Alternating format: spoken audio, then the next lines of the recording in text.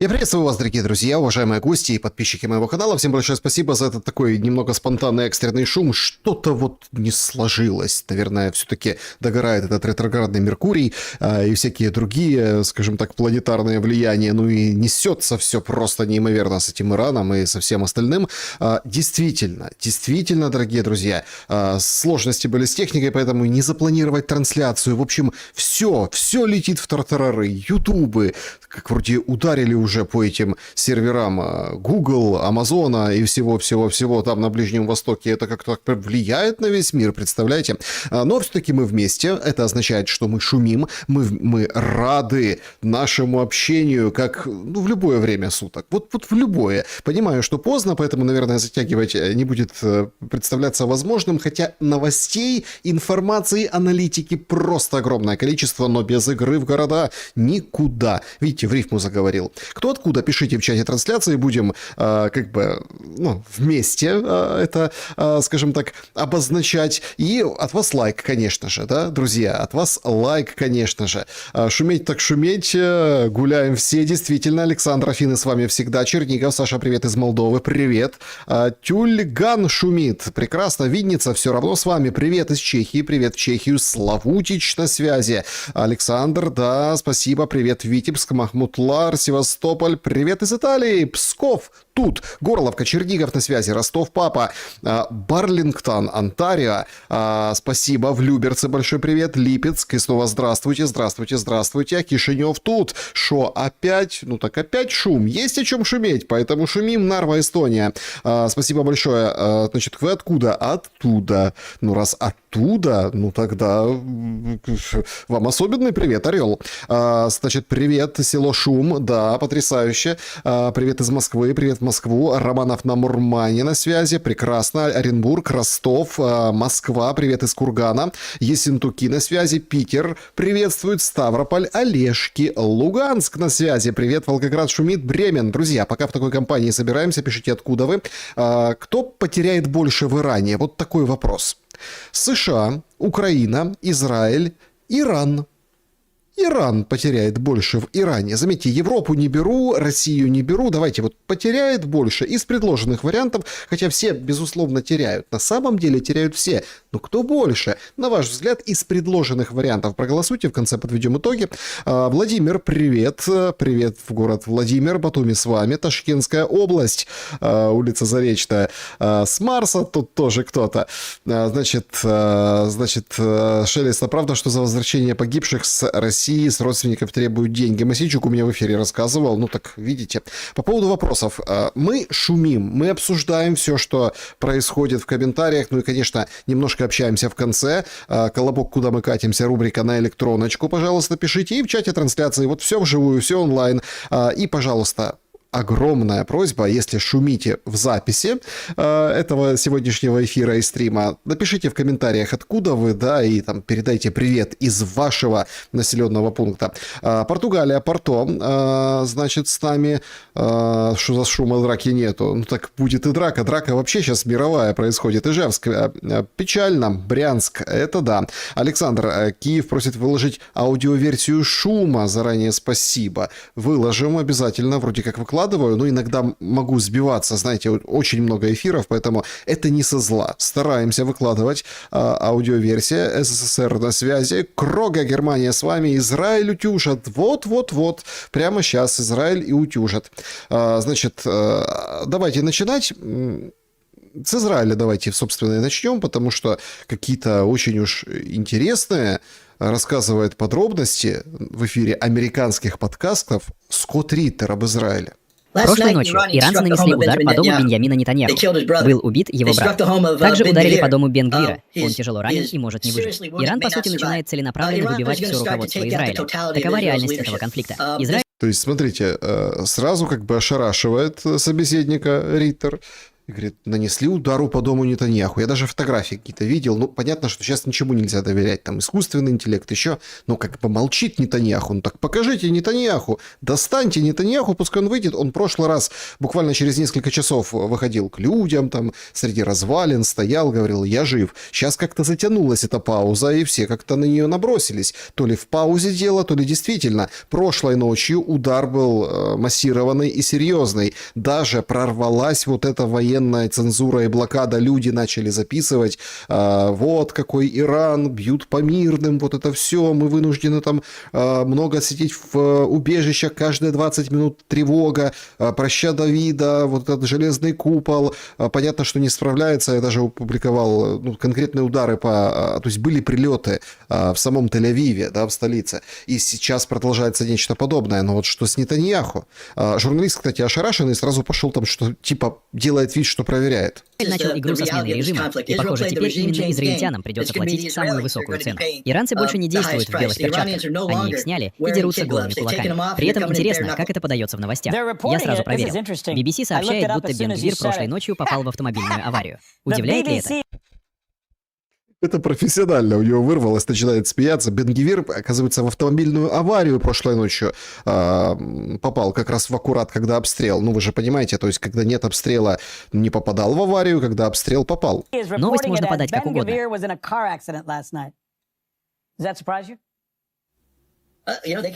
Мы знаем, что его дом горит. Может, он просто въехал машиной в собственный дом. Меня это невольно забавляет, потому что не удивлюсь, если BBC таким образом прикрывает подобную историю. Мы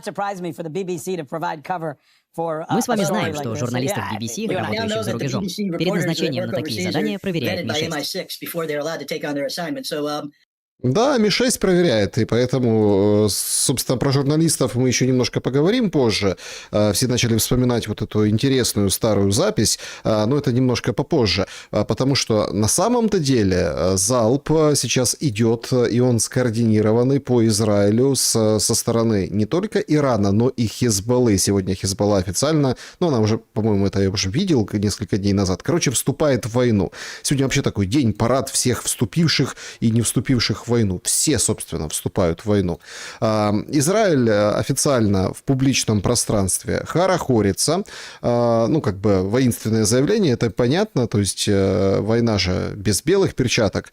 Значит, ты можешь убежать, ты можешь спрятаться, но картонные режимы складываются, публикует МИД Израиля, типа высмеивая картонного Маджтабу Хаминеи. Откуда это картонный Хаминеи? Дело в том, что вот там была история, просто по-разному трактовали. Кто-то говорил как протест, кто-то говорил как, ну, такая просто выражение любви. Был на одном из митингов, да, кто-то принес картонную фигуру Хаминеи и плакал там возле нее, и одни считали это как поддержку, другие считали как там, вдруг он не выжил, он же не появлялся на публике с момента своего как бы избрание аятоллой, потому что ранен, там расходится в интернете фотография, что там рука, он там в больничной, ну, понятно, что искусственный интеллект. Вроде как там пишут, что ранение в ногу получил, и, в общем, его прячут, ясное дело, новоизбранного Хаминеи, новоизбранного аятоллу, Хаминеи-младшего прячут и скрывают. За ним действительно идет охота, потому что, ну, Трамп рвет и мечет. Он говорит, Эрдоган, давай ты, подключайся, все подключайтесь. Что происходит? Израиль как раз-таки на эту тему и работает. Но не только Израиль. Работают и некоторые, журналисты, получающие инструкции. Это просто потрясающе. Что несет Невзоров? Новоизбранный Хаминеныш еще хуже своего покойного папаша. Маджтаб такой же фанатик и такой же людоед, как его отец, а по многим параметрам он тварь еще более злобная и опасная. Старый аятолла в силу просто, ну вот знаете, своего возраста, он забывал совершить часть задуманных пакостей. То есть, знаете, унижать надо всех, и мертвых, и живых, да? Тот старый уже был, сколько там, за 80-86 лет, и он уже ничего, он уже даже не... Он забывал просто пакости совершать. А этот у него память хорошая. Много спал, а готовясь к встрече 72 девственницами в раю, он большую часть рабочего дня вообще проводил в порнохабе. Старик не хотел там ударить в грязь лицом, поэтому зубрил всякие новые позы, постигал нюансы организации групповухи. То есть, смотрите, как бы его аятоллу, да, то есть это мне что-то напоминает вот это вот Шарли Эбдо. Помните, когда вот Шарли Эбдо там опубликовали что-то с Мохаммедом, и там прогремели теракты, и, ну, это было там несколько лет назад. То есть, смотрите, его убил Трамп, его убил Израиль, его, ну, ликвидировали. Это подорвало международный порядок, это было как бы во время переговоров, то есть много минусов у этой истории. Это все оправдывается тем, что Хаминеи там какой-то фанатик, и он бы напал на США, применил бы ядерку, вообще хотел захватить Ближний Восток, это мы вчера обсуждали в шуме.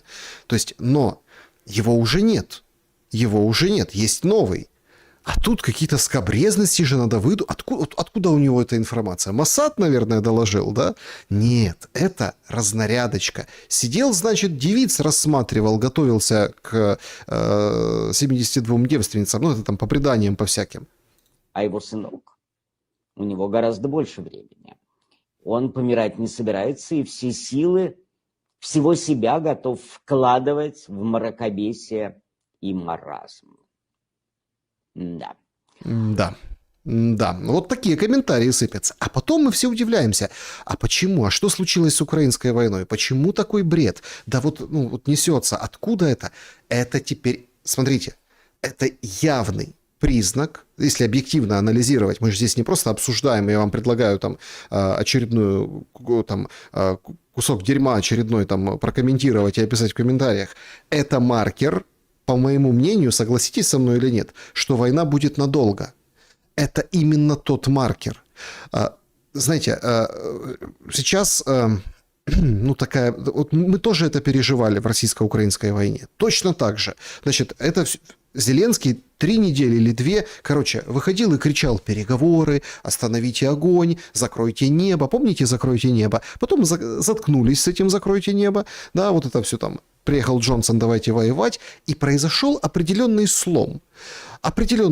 Начали петь песенки про Ваньку и пакет. Начали вот это выкладывать из погибших солдат российских какие-то слова в полях. Вот это все началось в определенный период. И массово начало тиражироваться. То есть всякая гниль, шваль, ужас начали тиражировать, насаждать. И вот тогда стало понятно, что это как бы надолго. Сначала к этому привыкали, потом, ну, привыкли достаточно быстро, потому что война же жестокая, а потом началось. То есть вот это выползание змея Невзорова, оно как раз и вот эта методичка, да, там, о том, что девственницы, сайты всякие, вот это все на костях убитого вместе с внучкой, с женой, с семьей ранен этот Хаминеи, это означает, ну, вот это расчеловечивание, которое мы в Украине пережили, это означает, что будет надолго.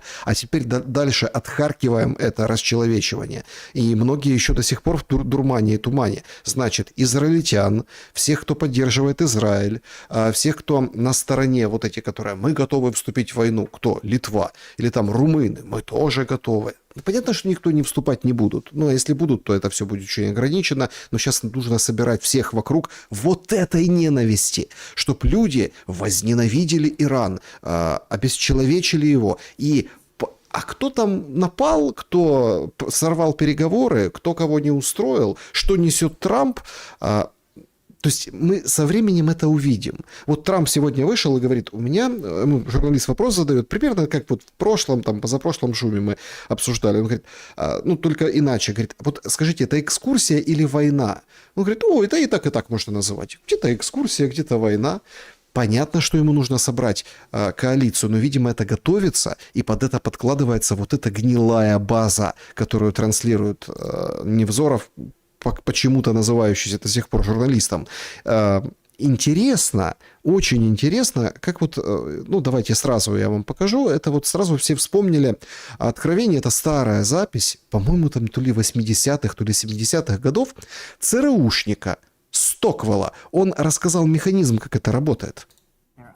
Есть и другие функции, хотя одни из них более законны, чем другие. Одна — вести тайные войны, другая — распространять пропаганду, чтобы влиять на сознание людей. И это одна из основных функций ЦРУ. К сожалению, она пересекается со сбором информации. У вас есть контакт с журналистом. Вы даете ему правдивые истории, получаете от него сведения, но также даете и подготовленные материалы. То есть, значит, ЦРУшники как работают? Дают, ну, правду, получаете чего-то от него, а потом даете ему готовые материалы. Вы работаете и с человеческими слабостями, чтобы завербовать его в классическом смысле, сделать своим агентом, чтобы контролировать его действия, и не нужно было постоянно его подставлять или обманывать. Тогда можно просто сказать: вот это опубликуй во вторник. И вы делаете это с ответственными журналистами? Да, комитет Чорча раскрыл это в 1975 году, а через пару лет Вудворд и Бернстайн опубликовали статью в журнале Rolling Stone. Там говорилось примерно о 400 журналистах, сотрудничавших с ЦРУ, включая некоторые из самых известных имен в профессии, чтобы... То есть вся журналистская элита – это целый механизм. А сейчас он расскажет, как это работает. Примеры очень далекие в истории, но они же, эти методы, работают и сейчас. сознательно внедрять истории в прессу. Приведите конкретный пример, как вы использовали прессу таким образом. Например, во время той войны, направление которой я помогал курировать, треть моего штаба занималась пропагандой. У меня были пропагандисты по всему миру, главным образом в Лондоне, Киншасе и Замбии. Мы брали истории, которые сами писали, публиковали их в газете «Замбия Таймс», затем вырезали их оттуда и отправляли журналистам на нашей зарплате в Европе. Его прикрытием было то, что он якобы получил материал от своего стрингера в Лусаке, а тот из «Замбия Таймс». После этого журналисты агентств Рейтер и Франс Пресс, а также их руководство, уже не знали о происхождении этих материалов. Наш контактный человек в Европе, конечно, знал. Так мы быстро распространяли десятки историй о кубинских зверствах, о кубинских насильниках, хотя нам не было известно ни об одном таком преступлении. Это была чистая, грубая, ложная пропаганда, чтобы создать иллюзию коммунистов, которые, образно говоря, едят младенцев на завтрак. Да, вот так это и работает, вот так это и делается, вот так и создается вот эта вот машина. Сейчас интернет, сейчас это все быстрее, сейчас это все ярче, сейчас это все через блоги блогеров, инфлюенсеров, всяких там тренды, вот так. Но принцип остается именно такой же. И, ну, смотрите, вот ярчайший пример. Вот это кадры похорон, сегодня опубликованы, похорон ксировцев. Ну, в верхушке. Там же не только Хаминеи убили с семьей, там еще там около 40 человек с самого верха.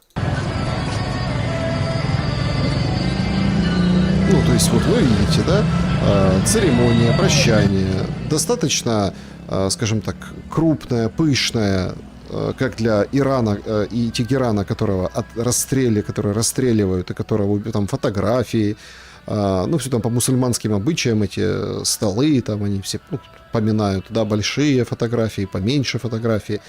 Ну что, берем, накладываем какую-то музычку или там что-то еще и запускаем мемчик, и видите, как все хорошо и прекрасно. А люди это едят. Но Иран действительно переворачивает эту историю только самим фактом, что он не сдается. Только самим тем, что он не просто не сдается, он еще и лупит по Ирану, он лупит, делает яркие заявления, и подтверждаются эти заявления. Говорит, будем теперь бить системно. Все, по портовой инфраструктуре тех государств, которые против нас, там есть американцы, по нефтянке тоже будем бить. Все, если мы как бы раньше в ответ, сейчас не в ответ, сейчас мы работаем системно. Так как же Трамп все разбомбил позавчера? А они начинают работать системно и работать в том числе как могут, стучать в свои двери, но не распространяя какие-то истории, а отправляя месседжи. Вот ракета иранская, на ней надпись «В память о жертвах острова Эпштейна». Понятно, написано на этом языке, это мало кто прочитает, но как бы тиражируют и говорят, то есть это ракета в память о жертвах на острове Эпштейна. То есть все же как относятся к этому? Как к бульварной прессе. Это же опошлили все. А это реальное преступление с реальными умертвениями там, людей, детей. Кто-то по своей воле туда продавался, ездил, выживал, потом показания давал, а кто-то не по своей, а по научению вот такому. Ну и эти файлы, которые выбросили таким скопом, чтобы там ковырялись, разбирались, и если там Клинтон одна только могла там щеки дуть и пыжиться, там или какие-то там несколько известных человек потерять свои должности, может быть, где-то даже чуть-чуть титулы. А в принципе, а что с этими людьми? Людьми. Кто повзрослел, вырос, а кто повзрослел и не вырос, не дожил. И Иран берет и эту рамку. Сейчас начнется жестяк в информационном поле с искусственным интеллектом и совсем. Но примечательно, что, не просто так вспомнил об Эпштейне, вот эта замечательная дама, это Пэм Бонди, это генпрокурор США. И, как это интересно, сегодня сообщил Нью-Йорк Таймс, она переехала тайно на военную базу недалеко от Вашингтона. Почему? Потому что после угроз на фоне критики в связи с расследованием дела Эпштейна. Нью-Йорк Таймс пишет, Бонди покинула свою квартиру в прошлом месяце после того, как правоохранительные органы предупредили о том, что угрозы поступают, в том числе чиновниками Управления по борьбе с наркотиками. Эти данные были предоставлены. Газета отмечает, что из-за угроз место жительства тоже сменили несколько других высокопоставленных чиновников администрации, включая советника президента по внутренней политике Стивена Миллера, госсекретаря Рубио, министра внутренней безопасности Кристи Ноэм и главу Пентагона Хексета. Они все попрятались на военных базах. Но Нью-Йорк Таймс пишет, что это не совсем с Ираном связано, а с, Эпштейном. А Эпштейн с Ираном не связан? Более чем. Потому что, опять-таки, за Эпштейном, и это уже многие утверждают, и, наверное, есть аргументация под это, есть, что Эпштейн работал на Моссад, и вот это еврейское лобби. И всяческим образом нужно найти новых девочек. Новых, не тех, которых убили, а тех, которые выжили, но которых гнобил режим. Сейчас очень много будет чернухи про Иран, вот такого, например, толка. Помните этих иранских футболисток? «Дождь», он же «Слякоть», российское оппозиционное медиа, издание, живущее на донаты, в чем признаются, этим гордятся, за рубежом, делает материал об иранских футболистках. Мир облетели кадры, когда девушки молча стояли во время исполнения гимна на Кубке Азии в Австралии, через несколько дней после начала войны США и Израиля против Ирана. Иранское гостелевидение немедленно объявило их, цитата, «предательницами военного времени». На следующий матч они вышли уже другими, пели гимны и отдавали воинское приветствие. Что-то случилось на следующий матч. То есть на этом матче они просто стояли, улыбалась тренер, они стояли, это молчаливый протест, гимн не поют, что-то это значит, война уже началась. Правозащитники предположили, что их к этому принудили. В составе иранской делегации были сотрудники КСИР, Корпуса стражей Исламской революции. После финального матча болельщики заметили кое-что еще. Когда автобус со сборной отъезжал от стадиона, несколько девушек показали окружившим автобус людям международный жест «Я в опасности». Ладонь вперед, большой палец внутрь. «Я в опасности», ладонь вперед, большой палец внутрь, то есть вот такой жест показали, международный, и они все там переполошились, то есть рассмотрели этот жест, увидели его, считали, и, как выяснилось, правильно считали, что они на них давят и давлеют. Вокруг автобуса скандировали «Спасите наших девочек».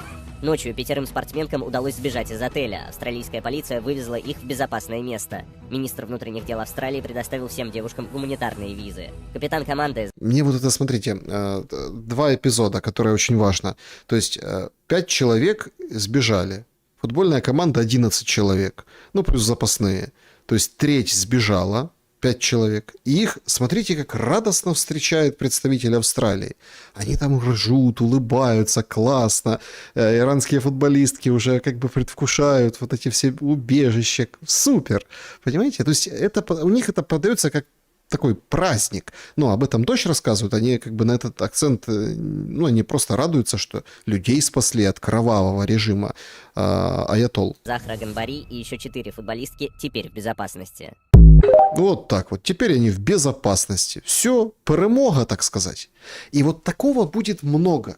По всему миру, ну, потому что лицом как бы иранца вне Ирана являлся вот этот принц, которого поймали Вован и Лексус, это показывал в каком-то из шумов недавно, да, который говорит, крестовый шах, ну или как падишах. Короче, крестовый поход надо идти. В крестовый поход. Аятоллу убили, тот, который старенький и который, так сказать, там всякими там видео баловался, понимаете? То есть вот так это все преподносится и выворачивается для того, потому что это свидетельство, что это надолго. Находятся эти футболистки. Австралия, кстати, между прочим, в войну вступила. Ну, по крайней мере, об этом было объявлено. Но это вот, видите, надо одних девочек заменить на других. Ну, а тех, кстати, убитых американцами тоже помнят. Сегодня вышел материал на Нью-Йорк Таймс, официально, четко, доклад со ссылкой. Ответственные за этот удар американцы.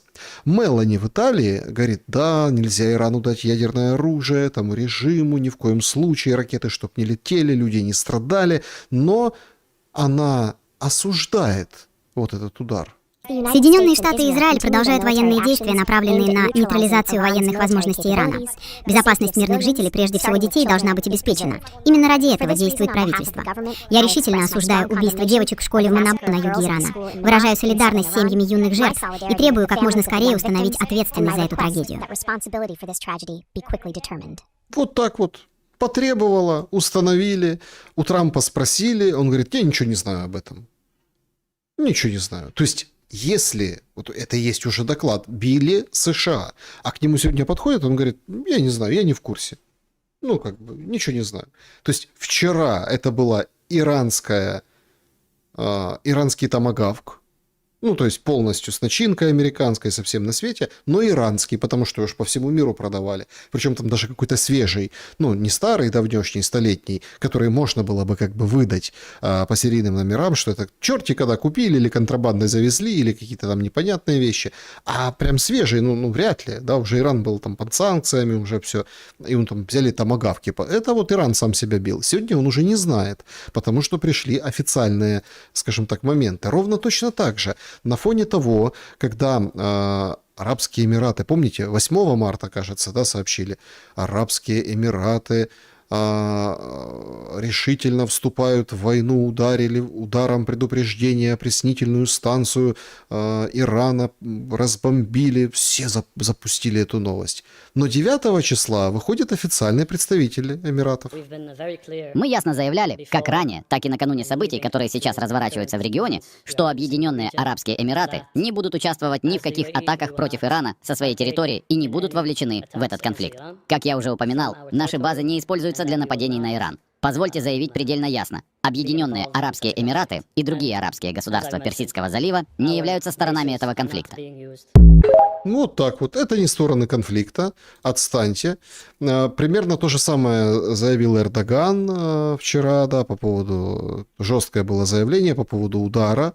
Они четко понимают, что это провокация Израиля. Прямо не говорят, но в Израиле услышали. И сегодня выполз Беннет. Помните тот, который рассказал про гарантии Зеленскому? Выходит в эфир и фактически четко повторяет историю и там свой комментарий, что следующие могут быть турки. Позвольте спросить, есть ли риск дальнейшего противостояния с Турцией, учитывая заявления, которые вы делали раньше? Нам нужно убедиться, что новый курс не приведет к созданию нового союза радикального ислама, суннитской версии, то есть оси между Турцией, Катаром и Хамас. Мы уже многие десятилетия сталкиваемся с шиитским радикальным исламом. И я надеюсь, что Турция не выберет путь разжигания террора и исламизма ради усиления своей власти. Это зависит от Турции. Если они стремятся к миру, мы тоже хотим мира. Но если они попытаются окружить нас террором, мы не будем сидеть сложа руки. Конечно, не будете. Вы вот уже сейчас с Хизбаллой не сидите и не складываете руки. То есть вовсю все понимают, на самом деле, почему звучат эти заявления. Все понимают мусульманскую общность, все понимают, что они натворили. Это не какой-то, как бы там, прикол, и они реально боятся. И поэтому так вот пишет такие оды, как я вчера читал, Эрдогану, Трамп. Именно поэтому так действует Израиль, потому что в Арабских Эмиратах, кстати, вышеупомянутых, там тоже выходят представители парламента, их ну, законодательного органа, выходят тоже там уважаемые люди и говорят, мы недовольны США. Что это такое? Они должны нас защищать, а мы страдаем. Почему база США не является защитой? Где? Почему они атакуют, а мы получаем? Получается, что это какая-то вот вообще неправильная история. Восток видит по-другому ближний эту всю ситуацию. И начинаются вот и такие голоса. Поэтому нужно запустить ракету, как бы иранскую, которая ударила, которая попала, разбомбила прям в базу, или там ПВО потренировала. Для чего? Для того, чтобы все ополчились против Ирана. Все против Ирана ополчились. Ну, по поводу ракет, это вообще отдельная тема. Вот Ларри Джонсон выдает очень занимательную математику. Ну, такую, знаете, глобальную математику. В конце этого эфира вы все получите сертификат по алгебре. Но если сложить все вместе, то на момент начала войны 28 февраля в наличии было 2373 ракеты.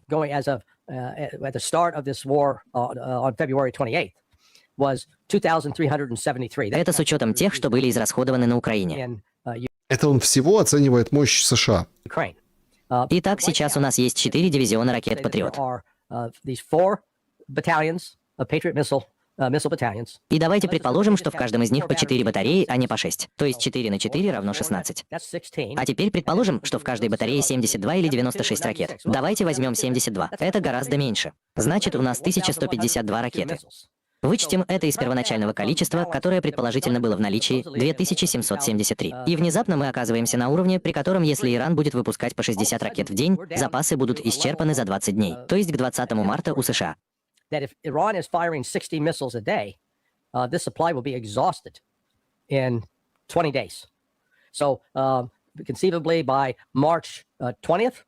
У США закончатся ракеты ПАК-2 или ПАК-3. А вот что интересно. Появляются сообщения о том, что более старый вариант этой ракеты под названием ПАК-2, который уже давно снят с вооружения, теперь используется. Почему?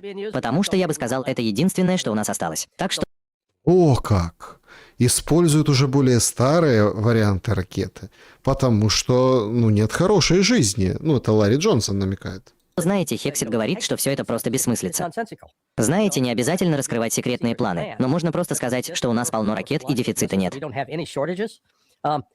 Так вот, годовой объем производства Патриот ПАК-3 составляет 620 единиц. Они говорят, что у нас есть ЗУР с активной радиолокационной головкой самонаведения. Да, одна такая стоит $13 миллионов, а мы производим всего 79 таких в год. И они стреляют так же, как Патриот, по 2 на цель. Да, Гэри, если ты можешь вывести на экран вот этот график, то, по-моему, он называется не математика действия, а экономика перехватчиков. Да, вот он. Вот некоторые из проблем, которые ты видишь. Вот перехватчики с активной радиолокационной головкой самонаведения, $1 миллион, ТАТ 12%, $5,7 миллиона, перехватчики с $5,3 миллиона. А если посмотреть на соотношение стоимости внизу, то видно, насколько плохо все складывается с этими беспилотниками «Шахид». Это все равно, что решать математические задачи. Да, я имею в виду, что... Ну, мы же собираемся подсчитать все расходы на войну. Насколько я понимаю, радар, который был уничтожен в Катаре и в Аль-Удиде, стоил $1 миллиард. Да, я видел подтверждение. Да, $2 миллиарда, как корова языком слезала. Я имею в виду, это плюс потеря производственных мощностей. Я имею в виду, что дело не только в деньгах. Да, потому что, когда мы говорим о многоуровневой системе противовоздушной обороны, эти радары были ее основой. Они как фундамент пирамиды.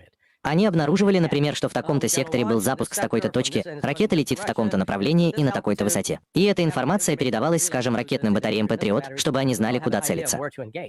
Но теперь они этого лишились. У них меньше времени на то, чтобы среагировать. Но дело в том, что, во-первых, железный купол — это железный купол. Израильский железный купол совершенно неэффективен. Против баллистических ракет он не предназначен. Верно, верно. Патриот, знаете ли, в лучшем случае малоэффективен, но очень-очень малоэффективен. У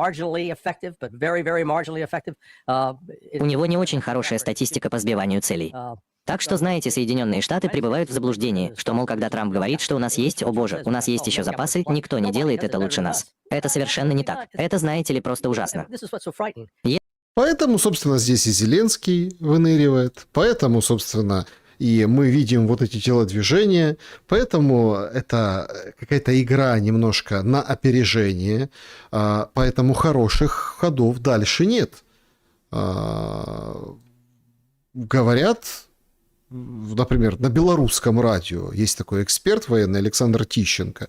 Тот вообще говорит, что Америка тратит в 70 раз больше, но не в плане там ракет, вот это все, то, что Ларри Джонсон считал, а то, что в плане стоимости. Я бы сейчас не торопился рассуждать, кто следующий, да, потому что Мне кажется, после этого конфликта Америке еще долго придется поправлять штаны. Залезать Почему? рано, Потому да? что так легко выйти из этой ситуации вряд ли получится. Вот хотел спросить, а пупок не развяжется? Вот Так он уже да? развязался, да. Нитка уже поползла, да? Уже развивался. Почему? Потому что вот это бравурное заявление, что у нас там хватит чуть ли не на до скончания веков каких-то там снарядов, ракет. Нет. Но я говорю, когда стали считать соотношение, а чтобы было понятно, соотношение 1 к 70, чтобы сбить одну ракету, Америка стратит в 70 раз больше, чем стоит та цель иранская, которая запущена в сторону того же Израиля и американской базы. То есть соотношение 1 к 70. То есть это с точки зрения экономики, и уже в Сенате, да, сидят в Конгрессе, там и считали, говорят, ребята, война, конечно, хорошо, да, а во сколько это выходит, выливается. То есть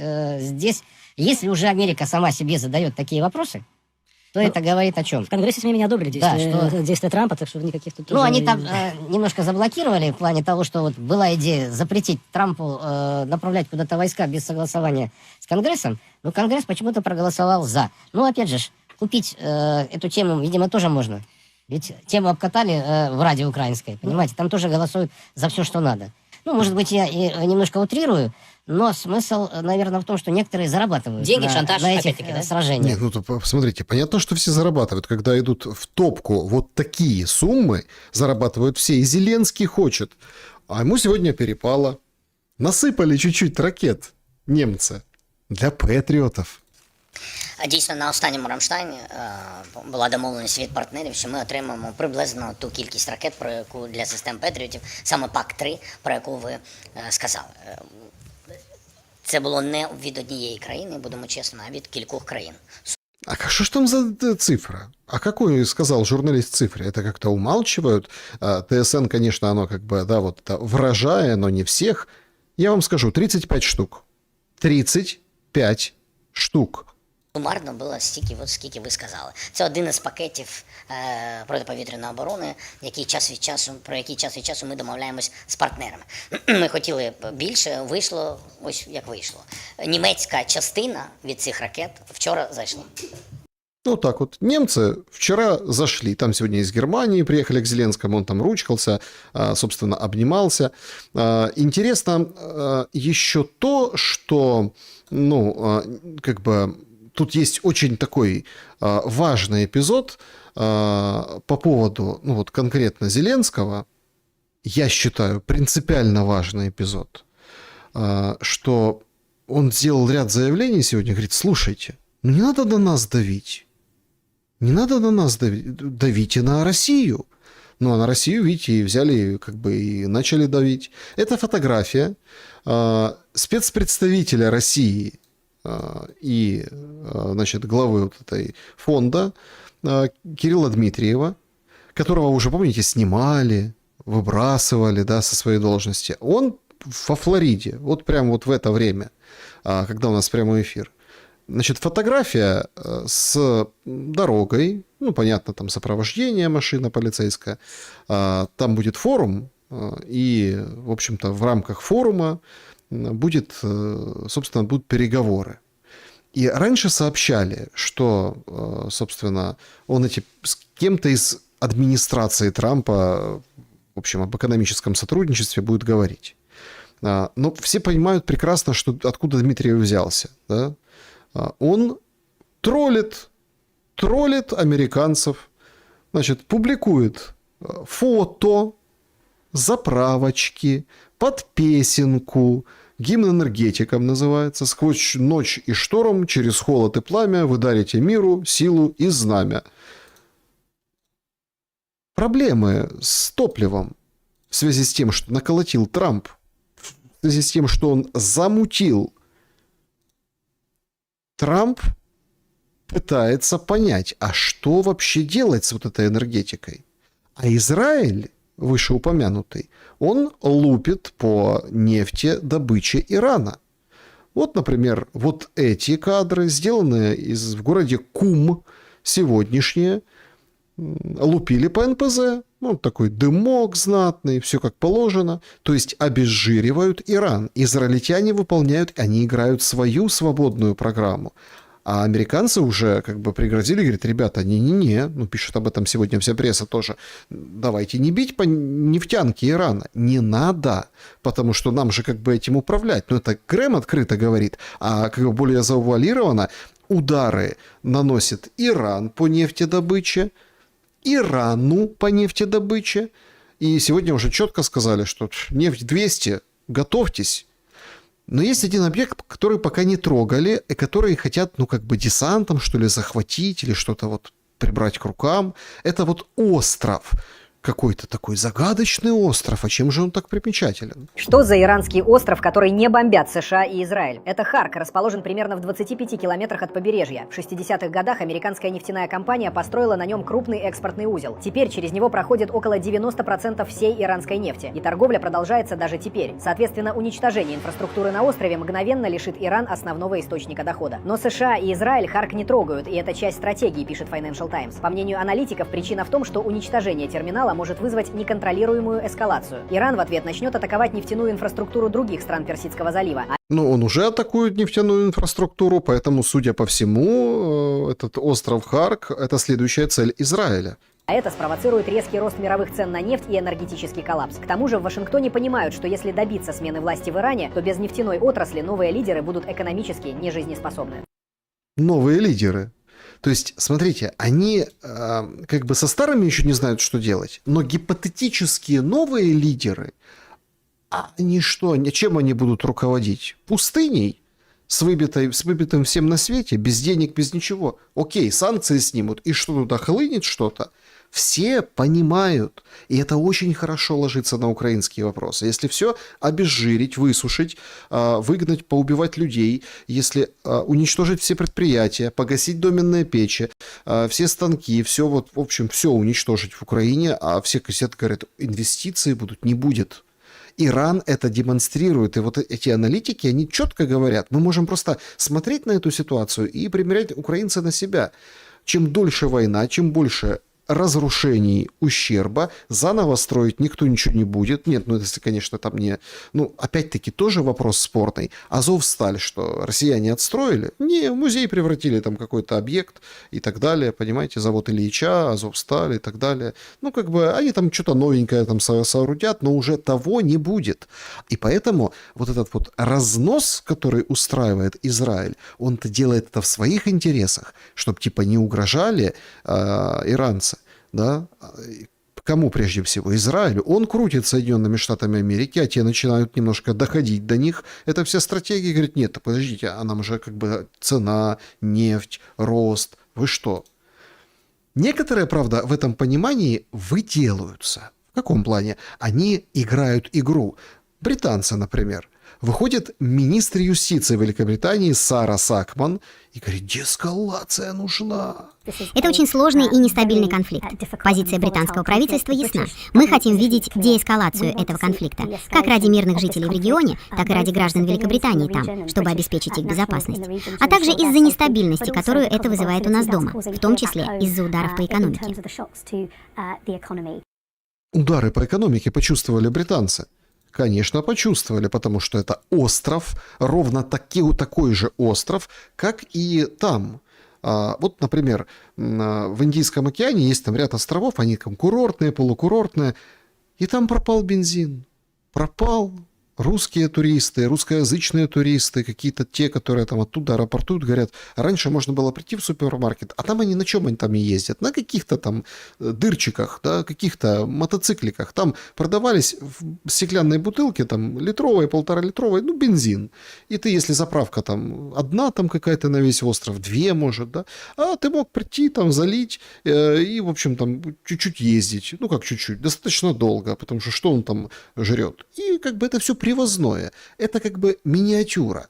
А остров большой, Британия, она понимает, что негде будет взять. А если будет где взять, то по ценам таким, что ой, мама, не горюй. Сенатор Рик Скотт выходит и, ну, если честно, Рик Скотт как-то по-скотски опровергает самого Трампа. Трамп же говорит, не бойтесь, идите через Ормузский пролив. Мы будем обеспечивать вам безопасность. Мы, американцы, мы все сделаем. А Рик Скотт говорит, не, пока рано. Если бы это можно было сделать безопасно. Но на данный момент, почему ВМС США не сопровождают суда через пролив? Пауза. Придумал. Я не могу ответить на этот вопрос. Думаю, сейчас там все еще опасная ситуация. Нам понадобится время, чтобы взять под контроль Ормузский пролив. Ну, вот так вот. Вот так вот. Ормузский пролив. Это сейчас опасно. Там, говорят, уже 15 мин уже увидели. Другие сообщали в течение дня, что какой-то десант пытались высадить, какую-то дельту, те, которые в Венесуэле. Ну, это все понятно, да, это очень тяжело проверить, об этом мало кто скажет. Да, мы можем, конечно, об этом пошуметь, с позиции доверяем или не доверяем той информации, потому что где-то там произраильские, где-то проиранские средства массовой информации говорят. Вот журналист Джо Роган рассуждает об этой войне с Ираном. Ни то, ни другое для меня не имело смысла. История с Венесуэлой хотя бы была понятной. Заходят, похищают его и вывозят. А это безумие. Говорят, будто они уничтожили возможность создать ядерную бомбу. Правда это или нет, очень трудно понять. Но все это выглядит безумно, если вспомнить, с чем он шел на выборы. Поэтому многие чувствуют себя преданными, верно? Он же обещал никаких новых войн и конец этим глупым, бессмысленным войнам. А теперь у нас война, и мы даже не можем ясно объяснить, зачем ее начали. Ну да, он говорил, что против бесконечных войн, но они против бесконечной мудрости, и все в этом участвуют. Разве мы не слышали, как Рамсфелд говорил об Ираке, когда все только начиналось? Он тогда говорил примерно так: 6 недель. Да, примерно так и говорил. А что вышло, все помнят. Однако вот это чувство преданности наталкивается на стратегическое видение, а сколько может продержаться Иран. Как долго Иран сможет продержаться? Веришь ли ты, когда они говорят, что смогут выдержать 6 месяцев, год? И смогут ли США продержаться так долго? Потому что сейчас об этом говорят как о затяжной войне. О, подожди, извини. Израильтяне и американцы действуют очень активно против Ирана, потому что американцы спешат, а израильтяне хотят быть уверены, что разрушат гражданскую инфраструктуру и экономику Ирана. Но иранцы не спешат. Приведу пример, не смешной, но правдивый. Значит, и пример, от которого, то есть, смотрите, военный эксперт говорит, израильтяне, иранцы и США спешат, Иран как бы не спешит. И тут пример, от которого, просто немножко начинаешь по-другому смотреть вообще на эту войну. Когда я освещал Ирано-Иракскую войну, я навещал иранских чиновников, чтобы взять у них интервью. Я бывал гостем в Министерстве иностранных дел, сидел в кабинете генерального директора, ожидая встречи с министром. Он предлагал мне мандарин, а затем в течение часа сидел, очищая его дольку за долькой, тщательно убирая каждую частичку кожуры, до такой степени, что это начинало меня нервировать. Вот что такое иранское терпение. Иранцы не спешат закончить эту войну. Они хотят завершить ее на своих условиях, тех, которые сочтут приемлемыми. Они вернут Дональда Трампа за стол переговоров, к ситуации, какой она была до войны, и выдвинут жесткие условия, которые им выгодны, со всеми гарантиями. И чтобы добиться этого, они хотят вести войну так, как ткут ковер. Дело, которое занимает год или два. Потому что они не спешат бомбить Израиль, как сделали в первый день, продемонстрировав свою способность запустить 220 ракет за сутки. Но потом они вернулись к тому же ритму, чтобы днем и ночью израильтяне проводили время в убежищах, а израильские перехватчики днем и ночью расходовались, использовались до предела. Ведь чтобы сбить пулю другой пулей, с израильской стороны нужно выпустить от 3 до 5 ракет-перехватчиков. И именно это делают иранцы. Так что мы не видим никаких признаков слабости или истощения иранских ракет, только в американских и израильских СМИ. Но то, что на самом деле падает на Тель-Авив, Хайфу и другие части Израиля, совсем не соответствует тому, что говорят американцы и израильтяне. То есть, это уже один раз просто все заметили.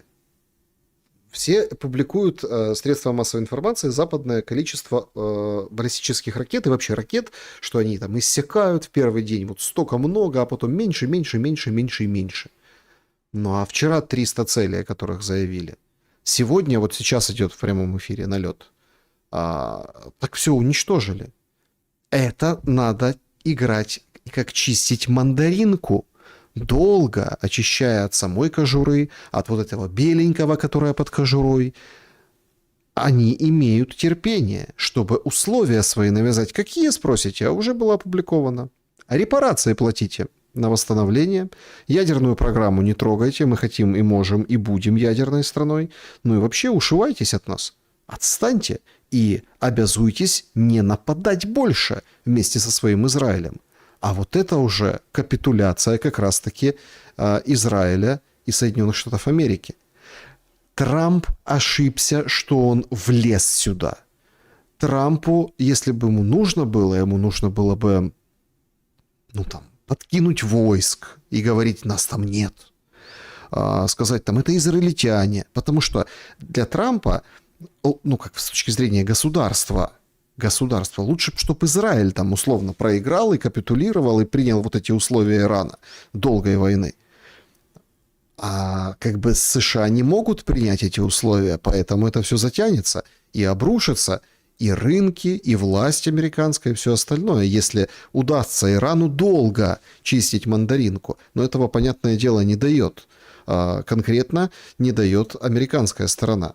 Они собирают всех, кого можно. Румыния может вступить в войну с Ираном, DG24 сообщает. США запросили у Бухареста размещение дополнительных сил на авиабазе на востоке страны для их дальнейшего участия в конфликте на Ближнем Востоке. Иран заявлял, что готов наносить удары по любым странам с территории, от которых ведутся атаки и чье воздушное пространство используется для ударов по иранской территории. То есть, ну, понятно, что будут облетать Турцию, потому что она не дала согласия, но вот туда через Балканы, в общем, будут идти туда, собственно, лететь, стрелять, бить, размещаться, ну и получат как бы иранскую ракету по Европе, все очевидно. По поводу ракет сегодня новость ошеломляющая пришла. Япония сегодня внезапно объявляет о том, что развертывает первую партию своих дальнобойных ракет, которые могут достичь Пекина. Модернизированная ракета Type 12 класса «Земля-корабль», разработанная и произведена Mitsubishi, имеет дальность действия около 1000 километров и может достигать материкового Китая. Это значительно превышает дальность действия оригинальной ракеты, там было всего 200 километров, и к концу марта их разместят в юго-западной префектуре Кумамото, передавал сегодня ABC News. А в следующем году эти ракеты будут развернуты в Сиудзоке, к западу от Токио. Официальный представитель Минобороны Цзянбинь, да, говорит, что, ребята, мы вжарим по вам, сокрушительным ударом пригрозил Китай. Вот тот, который не нападает ни на кого, ничего не делает, сегодня уже поджигается и с этого края. Многие сегодня вспоминали там про Ким Чен Ына, да? А что там Ким Чен Ын? Так он нормально, он здесь. Он-то выполнит все. У него есть чем прикрыться и какими-то ракетами, и большими дронами, и всем на свете. А Корея как бы немножко на измене в этом отношении. По поводу вооружений, сегодня впервые показали кадры американского нового бомбардировщика Б-21 «Райдер» во время дозаправки, и F-16 его тоже сопровождал. Ну, это прям нечто. Дозаправился, значит, и полетел дальше. Эти кадры выбрасываются как бы в качестве какого-то такого устрашения. Опять-таки, что будет этой ночью, непонятно. Что за сутки, за сегодняшний день, 11 марта, непонятно. Но вот примерно вот так посчитали сегодня потери. Сколько, где погибло человек. Раненых, погибших, да? То есть Ливан, Кипр, вот такая инфографика. 1255 человек убито по состоянию на начало сегодняшнего дня в Иране, в Ираке 15. Ранены, там, понятно, Ливан, Израиль, там всего 13 человек, несмотря на такие удары. Иордания, Оман, ну и 8 человек убитых. Как бы эта цифра пока не обновляется, гуляет она от Пентагона. Ну так а что все-таки с проливом? Вот, пожалуйста, коммерческое судно под флагом Таиланда загорелось после удара в Ормузском проливе у побережья Омана. Тайский «Балкер» принадлежал компании там, Precious Shipping. Он был обстрелян и загорелся. Экипаж из 23 человек эвакуировали, 20 спасли, 3 остаются на борту для помощи в стабилизации судна. Погибших нет.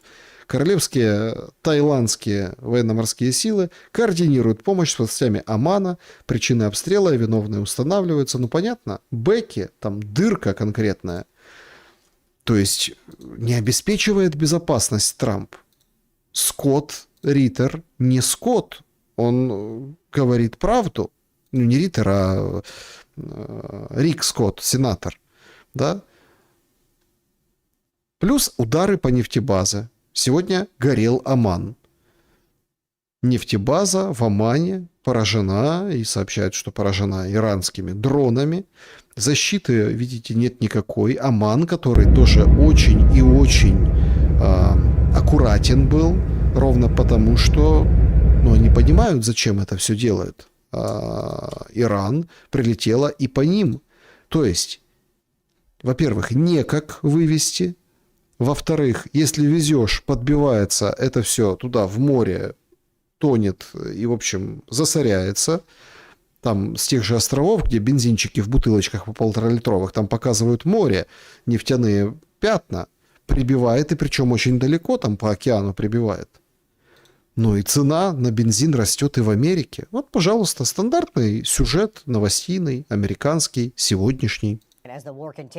Пока война продолжается, средняя цена бензина по стране выросла почти на 50 центов за галлон всего за неделю с начала конфликта. Здесь, в округе Лос-Анджелес, средняя цена обычного бензина уже значительно превышает $5, подскочив на 17 центов за одну ночь. Как сообщает репортер Eyewitness News Мэдисон Уайлд, на одной местной заправке цена достигла более $8 за галлон. Если вы заправлялись на этой неделе, вы наверняка это заметили. Цены на бензин по всей Южной Калифорнии снова растут. Я подъезжаю к заправке, и меня просто убивает эта цена. Бензин невероятно дорогой, и ведь он был дорогим еще до войны. По данным Американской автомобильной ассоциации, цены на бензин уже росли в соответствии с сезонными тенденциями. Но после совместного удара США и Израиля по Ирану, цены на нефть резко подскочили, и стоимость топлива на заправках выросла почти на 50 центов за галлон всего за одну неделю. Надеюсь, что-то с этим сделают. Я могу только жаловаться. Средняя цена бензина в Калифорнии сейчас превышает $5 за галлон. В округе Лос-Анджелес $5.17. Это на 17 центов больше, чем вчера. В округе Ориндж $5.15, а в округе Риверсайд $5.06. Мы заехали на одну из самых дешевых заправок, которую смогли найти. American Oil в районе Экспозицион Парк, где водители могут заправиться чуть больше, чем за $4 за галлон. Я всегда ищу бензин подешевле. Сейчас так живет весь Лос-Анджелес. Весь Лос-Анджелес сейчас так живет. Весь Лос-Анджелес. Как там эта песня? Это похоже на Л.А., да, там что-то вот модное сейчас. Все под нее танцуют, там тиктоки записывают. Вот это похоже на Л.А., Лос-Анджелес. Ну, а на фоне открытия россиянам нефти, да, снятия санкций, получения разрешений, пока не стабилизируется ситуация, сообщают, что Россия размещает на танкерах так называемого теневого флота военных. Финская газета об этом пишет. Наемники контролируют экипаж и предотвращают захват танкеров с западными странами. Расследователи финские идентифицировали 17 человек без морской квалификации на судах теневого флота, курсировавших в Финском заливе. У 12 из них были установлены связи частичной военной компании, частной военной компании «Вагнер» когда-то, да, или с ГРУ Российской Федерации. Финская разведка говорит, что размещенные в составе экипажей российские охранники могут в отдельных случаях использоваться в качестве связующего звена между теневым флотом и военно-морскими силами России, усилившими свое присутствие в Балтийском море. То есть все готовятся к тому, что кто-то будет нефть активно отправлять танкеры, а кто-то будет, наоборот, противодействовать этому. Сейчас закрутится и на морях везде. Но для баланса нужно понимать, что как это видится из Украины. Вообще он израильский эксперт, но он очень комментировал Украину. Есть такой военный эксперт Левин, да? Как он с позиции произраильской видит все происходящее? Диаметрально противоположно. Возможности Ирана с каждым днем понижаются, потому что он ничего нового не производит. Смотрите, то есть «Украинская правда» обращается к Игалю Левину, да, он же там постоянно комментирует, как там ВСУ, война, маневренная, вот это все. Бешеный, популярный эксперт был, все его звали, говорили, вот, сейчас расскажи, как там воюется, новая война. Израильтяне считались там образцом, с 2014 года тренировали ВСУ, инструкторы, он сам инструктор, они же там поучали, научали, а вот сами оказались в такой ситуации. Но, говорят, все хорошо, Иран слабеет. Он уничтожается. То, что у него есть. Поэтому он так, кстати, во все стороны палит, как сумасшедший, начал палить, потому что растратит перед тем, до того, как это все ему уничтожит. О как! Значит, что там палит как сумасшедший? То есть, смотрите, мы видим падение уровня обстрелов. А эксперт нам говорит, он палит как сумасшедший. Чтоб потратить. Ну, а куда их эти ракеты? Солить. Вот это вот куда-нибудь туда отправляют эти ракеты. Вот поэтому отправляют. Все это хоть как-то растратить куда-то. В то время как и у Израиля есть возможность бомбить дальше, он думает бомбить дальше. Это прямо озвучивается, четко проговаривается израильскими лидерами. Да, я сообщал вам в позапрошлом, по-моему, шуме. 12 тысяч бомб они авиационных заказали. Тяжелых бомб Израилю, США. Ну и те вроде будут отгружать. Причем вне процедур там каких-то, Госдепа, типа помощь. Это вот вам мелочишку.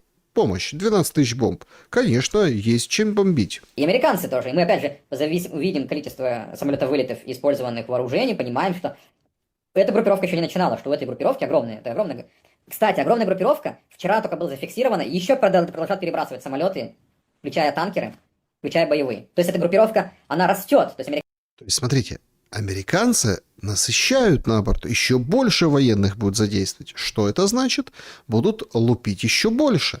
А иранцы от безысходности стреляют, отстреливают просто. Ну, а дальше, когда не будет ничего, что делать? Ну, их просто разбомбят или, не знаю, сменят режим, убьют там аятолл новых и новых. Американцы продолжают туда перекидывать. И не забываем, что саудиты решили присоединиться к этому всему веселью. Ну, мы слышали, как к веселью присоединились саудиты, Арабские Эмираты, саудиты, посмотрим. То есть это все как бы вилами по воде писано. Литовцы помогут, если что. У них больше 100 самых современных самолетов. Шарль де Голль, вчера Макрон подтвердил, что он посылает авианосную группу с авианосцем Шарль де Голль тоже в регион. Чтобы бомбить. И там британцы, и, кстати, немцы заявили, что тоже хотят трошки повоевать. Вот, и так далее. Трошки повоевать немцы тоже хотят. Все хотят повоевать. Все прям рвутся на эту войну. Я прям вижу, как они все спотыкаются повоевать вместе с американцами и израильтянами. То есть, эти вообще ничего еще не тратили. То есть, чем уничтожать это все в Иране, есть и будет. Вот, мы видим, как полмира ополчилась, включая некоторых арабов, арабские государства, стран залива. Так вот. Так что все хорошо. Опять-таки, вот это вот уровень экспертизы, да?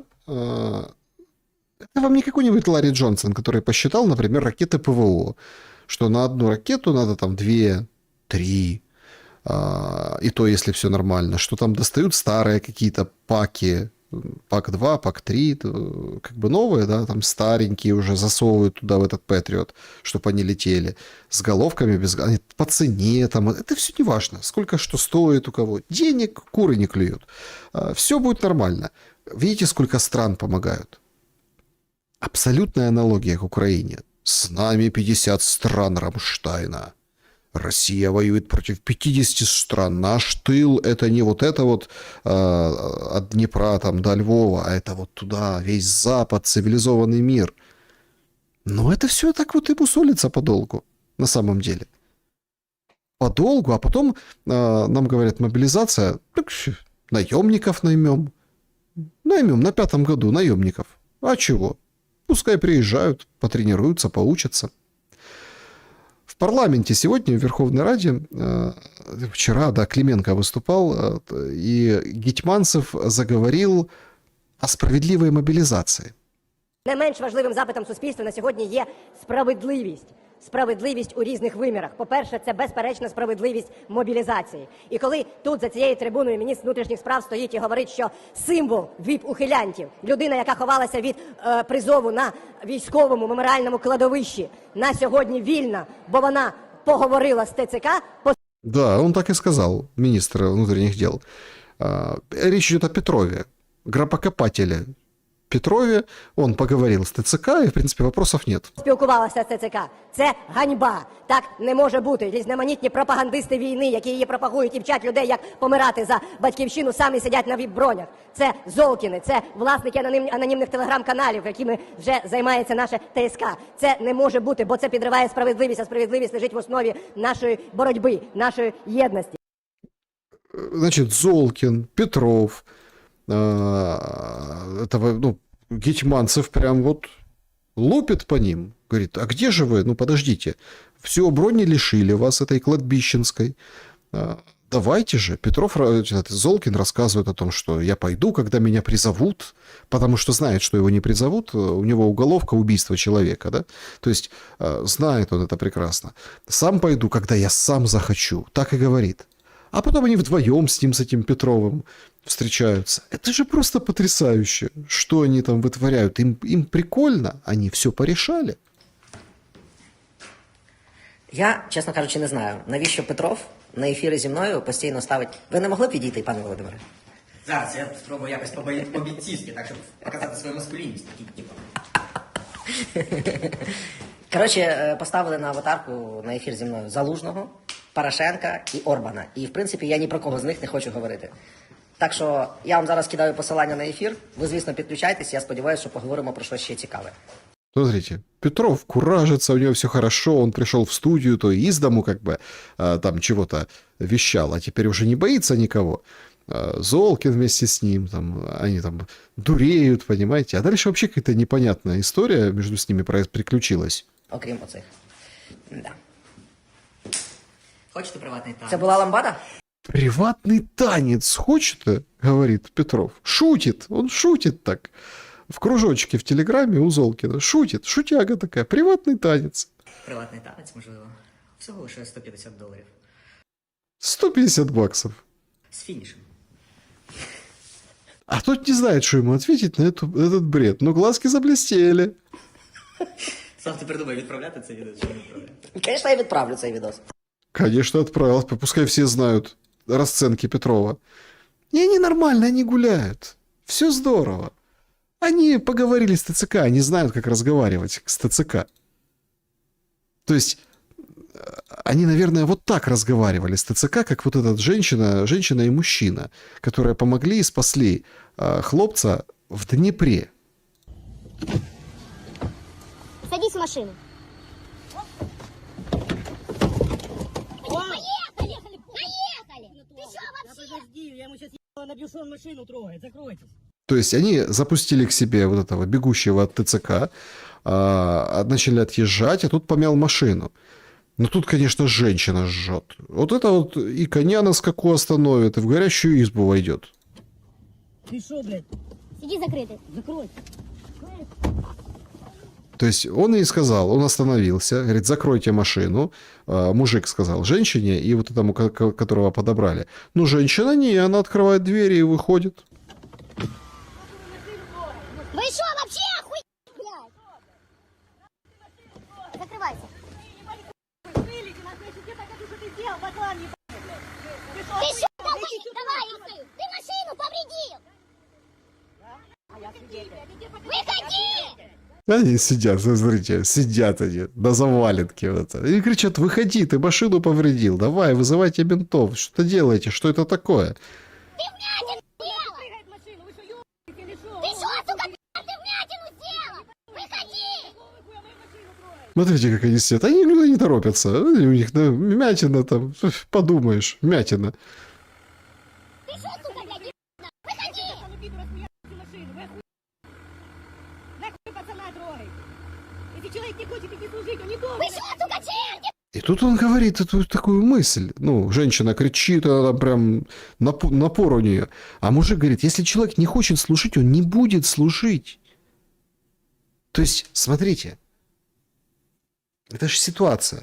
Понятно, что, ну, это не какие-то вот эти на джипах или каких-то там, не знаю, у которых деньги куры не клюют, что там это вмятина, не вмятина, одну разбил, вторую там поломал, третью еще что-то с машиной подарил. Вполне вероятно, что это одна машина в семье, она это семья, мужик и женщина, они там подтянули этого пацана, тут им помял машину, это денег стоит сейчас, поди мастера найди нормального, чтобы это все, Днепр еще прифронтовой, то есть, и вот он приходит, но вместе с аргументацией, что, ну, то есть там претензиями и трехэтажным отборным матом, что ты повредил имущество, есть вот этот посыл, что кто не хочет служить, не будет служить. Что ты нахрен машешь, блядь? Ай, ты ебать! Попрыгали, говно, ёб. Ты не будешь ничего порвать? Ну давай ему здоровья, блядь!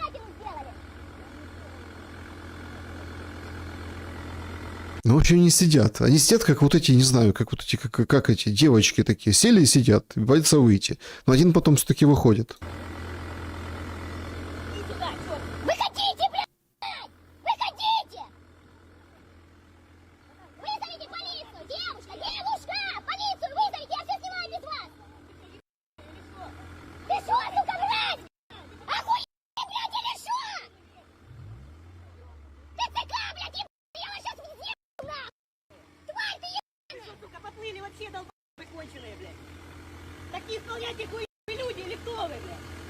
Вот ключевой вопрос из этого потока эмоций и отборного мата из-за этой ситуации. Вы люди или кто?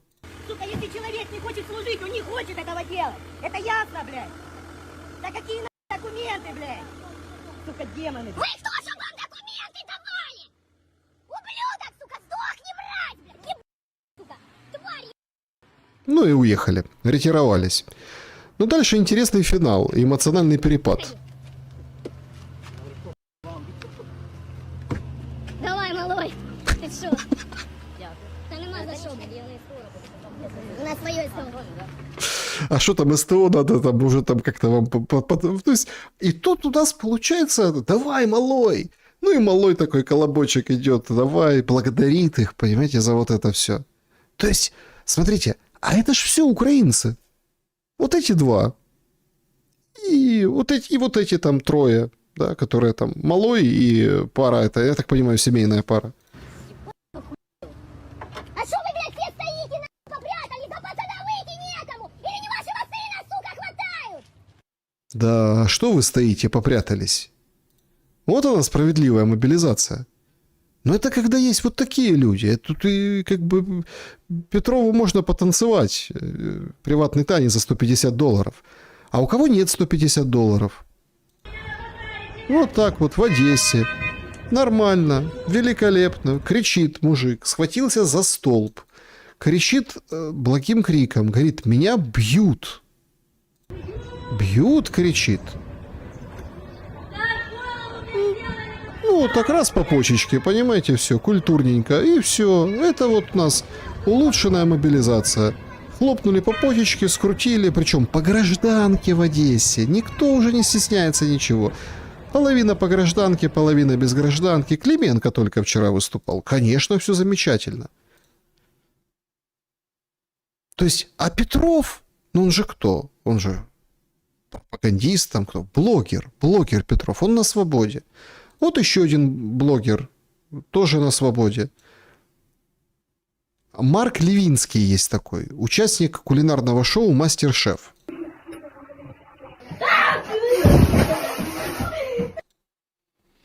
Откусил голубю голову и выплюнул.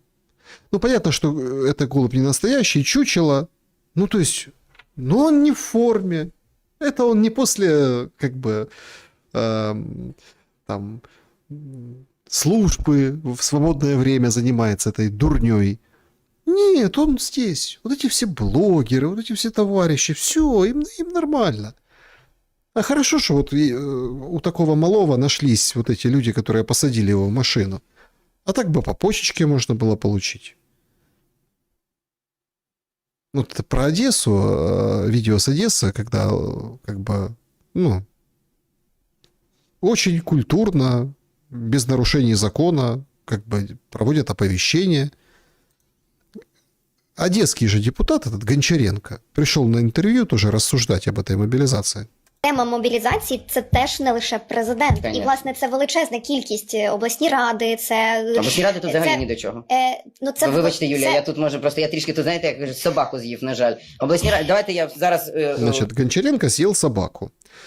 И рассказывает своей этой ведущей интервью с собой, кто же за что отвечает. Очень интересно. Вертикаль ТЦК. Ну, давайте просто, щоб ми конкретно. Вертикаль ТЦК виглядає наступним чином. ТЦК та СП входять в структуру командування сухопутних військ. Сухопутка, Тому так. перший їхній керівник – це командувач сухопутних військ України. Наступний – це головнокомандувач Збройних сил. І третя ланка – Верховний головнокомандувач України. Все, 3 людини. Більш нікого нема в цій вертикалі. І вона абсолютно вертикаль, тому що це військові.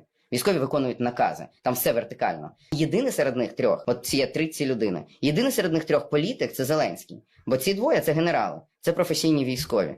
І єдина людина, яка тут є політиком, є Володимир Зеленський. І він бачить, він же сам дізнався слово босифікація і згадав його. Він знає цю проблему, але він нічого не робить, щоб її виправити. Ну, смотрите, не совсем так. Ну, то есть, расклад идеальной картины, в принципе, так и выглядит. Но вообще не совсем так. А кто вот эти люди по гражданке? Тоже ж интересно. Вот его же, Гончаренковская Одесса. Случай. Вообще не пойму, кто. Прям с магазина вывели непонятные. Вот номера, Да кому не нужны эти чтобы номера? просто понимали, как людей пакуют. Ну, то есть, вот одесситка сняла, вывели прям с магазина, да, отмутузили, запихнули, вот номера. Так кто эти люди по гражданке? Кажется, ответ найден. В Виннице запустили мобильные группы для вручения повесток. Распоряжение подписал мэр на основании обращения начальника Винницкого объединенного городского ТЦК.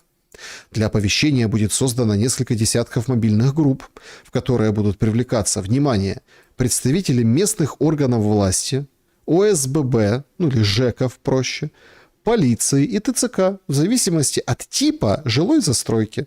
Повестки будут вручаться лично, под роспись гражданина. В случае отказа получить повестку, отсутствия по адресу и других обстоятельств, члены группы будут составлять акт, докладывать руководству. То есть теперь вот этих тетушек, которые пакуют, можно смело называть сотрудниками ЖЭКа. А ты кто? А я сантехник, я из ЖЭКа. То есть они это все максимально... Они как Трамп с Ираном. Они хотят, чтобы всех замазать в это людоловство. Все, чтобы были... А если ты замазан, то ты как бы... ответственность размывается. Это все ровно так, как делает Зеленский. Чтобы потом прийти и сказать, что я ни при чем. А я ничего не знаю. Да ладно вы что? Нет, я ни при чем. Это вот все виноваты. Какая-то журналистка сидела там на интервью с тем же Гончаренко, говорила, так это ж не только Зеленский виноват. А тот ей разложил по полочкам, кто кому подчиняется, и политик один. Политик один, даже жековцы. Вот это тетушки будут жековцы. То есть все понятно. Все понятно. Вчера многие порадовались цыганам, которые отмутузили на Закарпатье с дрынами с такими. Этот цыган бежал. Прям, успел там шахнуть по бусу. Все, сегодня уже поймали. Извинения на камеру. Село Вінці Ужгородського району ми побили машину ДЦК. Свою вину визнаємо, прошу вибачення, щиро перед. Готові нести відповідальність. Вот так вот. Расписали, как вот это в КВНовской линейке. Вот это вот, видите, вот это КВНовская линейка. Они ж так вот эти все вот так выстроились друг к дружке. И каждый там по две строчки сказал на фоне, это карта Украины, на фоне там, ментовка это. Все, поймали, наказали, показали. Потому что этих цыган как бы запомнили. Их запомнили. Ну, они там прямо не очень ожесточенно как бы отметелили за своего бусифицированного. Все, их показали, приняли. Судьба дальнейшая их неизвестна. Готовы нести ответственность? Понесете. Наверное, откупились. Наверное, откупились. Барон как бы занес. Но сам факт, это нужно всем показать, чтобы неповадно было. А если тут как-то Петрова показать с приватным танцем за $150 в кружочке у Золкина, да как бы вот наслаждайтесь. А есть еще другие с козлиной фамилией. Козловский певец. Ви звільнилися з ЗСУ? Писали в інтернеті будь-які причини, різні причини, чому ви звільнилися. Чому ж все ж таки вас списали? Значит, он же был там ВСУшник великий. Все как-то смотрели на него и говорили, подождите, что как-то странно. Ходит, сторисы снимает, рилсы записывает, а в интернет выкладывает эти всякие видосики, а как бы он там, никого нет возле него. Ну, то есть окоп вроде какой-то там, что-то яма какая-то, какие-то там, а никого нет. Ну, то есть, как никого. с Кондратюком судился там, а потом как-то он там перешел куда-то, перевелся, рассказывал, что где-то ему тяжелее, где-то вот легче в Нацгвардию, а сейчас вообще как бы все, уволился. И журналистка спрашивает, это ж типа прообраз светской жизни, да, говорит, а чё ты уволился, расскажи. Настане момент, і я про це буду говорити. Поняли? Момент настанет, и я об этом буду говорить. Я про це розкажу у великому інтерв'ю, але мені здається, що зараз ще не час. То есть я в большом интервью расскажу. Что тут подошла ко мне блоха с микрофоном? Я расскажу в большом. Це говорити відкрито, так. З чим це пов'язано? З сьогоднішнім часом. С чем это? С сегодняшним временем. Тобто ви розповісте, коли закінчиться війна? Так, обов'язково, звісно. А что ты уволился с ВСУ? А расскажу, когда война закончится. Не время сейчас. Когда война закончится, все расскажу. Все расскажу, обязательно расскажу. Вот война кончится, и сразу расскажу. А война как-то, знаете, как-то и не заканчивается. Вообще не заканчивается.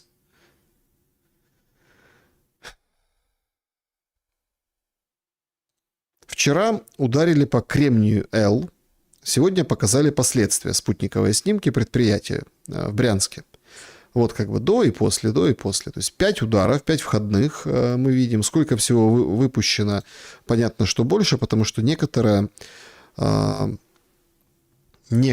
ракеты упали рядом, где люди были. Остановка, кинотеатр там недалеко. Эти видео вчера показывали. Но почему опять нужно об этом вспоминать? Во-первых, потому что там траур сегодня в Брянске. А во-вторых, потому что под этот траур в соцсетях выползли представители Минобороны. Минобороны.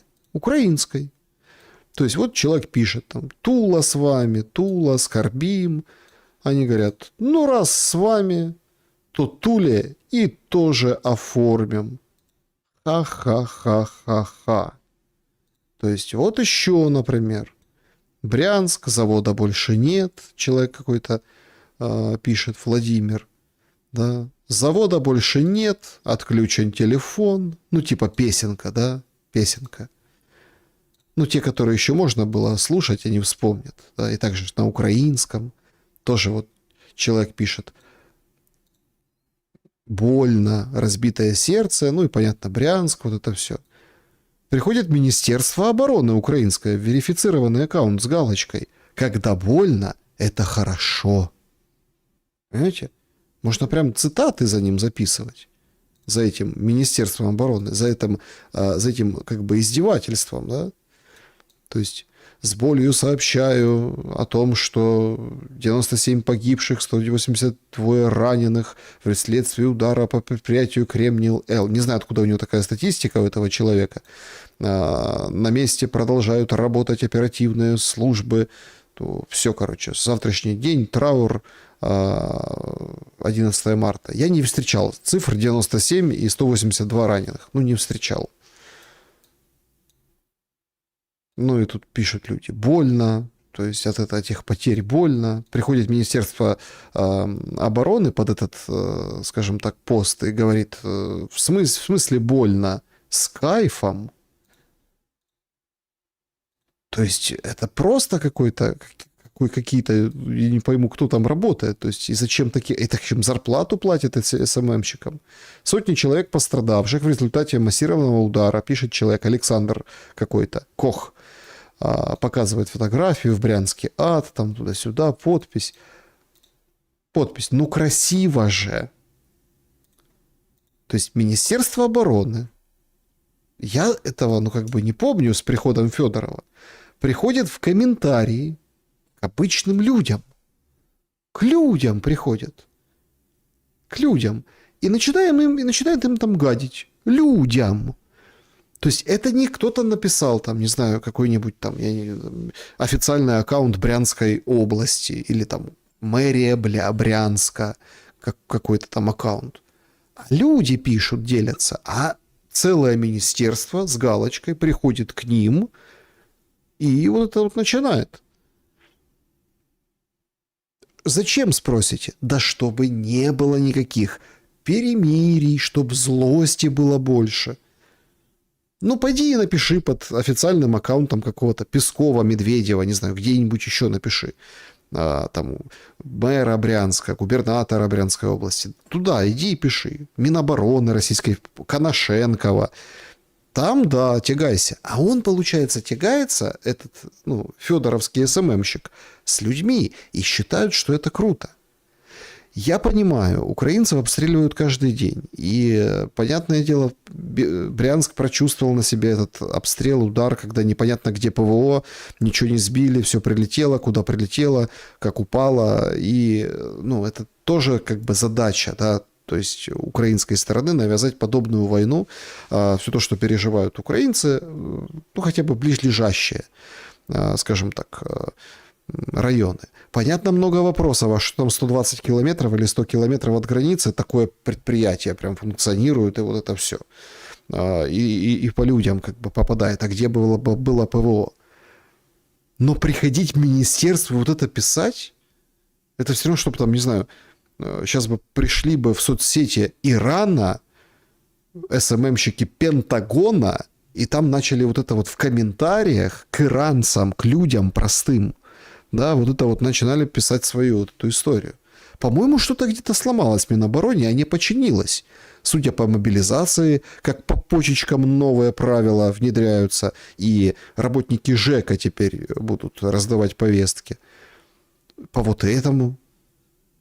Ну, понятное дело, сегодня один из примечательных моментов, что бьют украинцы, и вот это видео стоят там, собрались там, да, девчули, собрались, костер разожгли возле моря в Сочи, на гальке, на камешках, полетели дроны, и все, в общем, и убежали. И этому так радуются, например, там в украинских пабликах. Так сами же точно так же сидим под такими же ударами.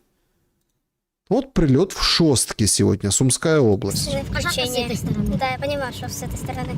Слушай, я не бачу тут. Не пожарка, нет. Не пожарка. Значит, менты. А вот где ты? Наверное, по первой ебали там. А вот, глянь. Вот. Менту лупанули. Ёппен Бобен. Хера себе горит, блядь. Охереть, блядь. Ты снимаешь? Да. Глянь, машины, Офигеть. блядь, чешутся. Глянь, машину он одну разорвала, блядь. Ёпсельму. Глянь, как горит крыша. Капец. Ну, вот женщины едут, собственно, Я все и снимают. Да, она все засняла. Скоро найдут, наверное, СБУшники и покажут, да, видео с их извинениями. А это Славянск. Славянск, да. А это Славянск. Значит, мы видим, да, 4, собственно, прилеты кабами. Это как бы как у себя дома разлетались эти кабы. Это Шостка, да, но тут очень важно понять, что там официальная информация. Это 2 админздания, да, тоже было поражено. То есть не только менты, не только полицейские. А Запорожье 5 ударов. 5 ударов по Запорожью кабами. Просто вот в городе все в шоке. Остановка точно так же. То есть пошел вот этот вот размен. То, чего хотели как бы избежать, то, чего избегали, старались избегать. Ну и вот это вот очень интересный эпизод. Непонятно, кстати, с точки зрения, тут, наверное, надо у великих военных экспертов будет поинтересоваться в будущем. По-змеиному отработали тоже кабы. По-змеиному. Вот кадра объективного контроля сегодня опубликовали. Ну и, конечно, жуть. Самый главный жуткий эпизод — это маршрутка в Херсоне. Прилетела в нее дроном, 20 человек ранено, сообщают. Вот что осталось от этой маршрутки. Публикует местная администрация эти кадры. Разбирают, раненых увозят, пытаются там всем помочь, оказать какую-то помощь. Вот так вот это все и выглядит. Маршрутное такси с пассажирами. атаковали конкретно в Херсоне и вот оказывают медицинскую помощь. Делают, видите, все быстро, потому что Херсон полностью под ударами дронов. Простреливается, достреливается, все. Поэтому, чтобы, не дай бог, не прилетело опять. Причем и там, ну, гибнут обычные люди, страдают обычные люди. Вот тут херсонец, херсонський замглави облгосадміністрації в ефір виходить. Пане Олександре, станом на 15:33, що знаєте про постраждалих і загалом у якому вони стані? Наразі у нас є 9 вже постраждалих, яких доправлені до лікарні. Спочатку було 8, ще одну жінку нещодавно доправили. З 20, які постраждали внаслідок цього удару. Тобто 9 людей зараз в лікарні, з них 3 чоловіків, 6 жінок, і одна жінка в дуже важкому стані зараз знаходиться. Молимо, щоб вона вижила, тому що дуже такі сильні поранення отримала внаслідок цього удару. Це дійсно сталося близько опівдня на розвороті тролейбуса в районі вулиці, не буду казати, тобто є площа, де розворачуються наші. Есть такая улица, не буду говорить, какая. Какая разница? Ну, там вы видео опубликовали оттуда, что не можно как бы улицу понять, какая это улица. Херсонці всі знають. Де це? Ось, ну це черговий терористичний акт, який ми вже, мабуть, збилися з рахунку, скільки вже таких ударів було по маршрутним таксі, автобусам, ну а по цивільним, звичайно, ще більше автівкам постійно атакують російські дрони, скидають вибухівку.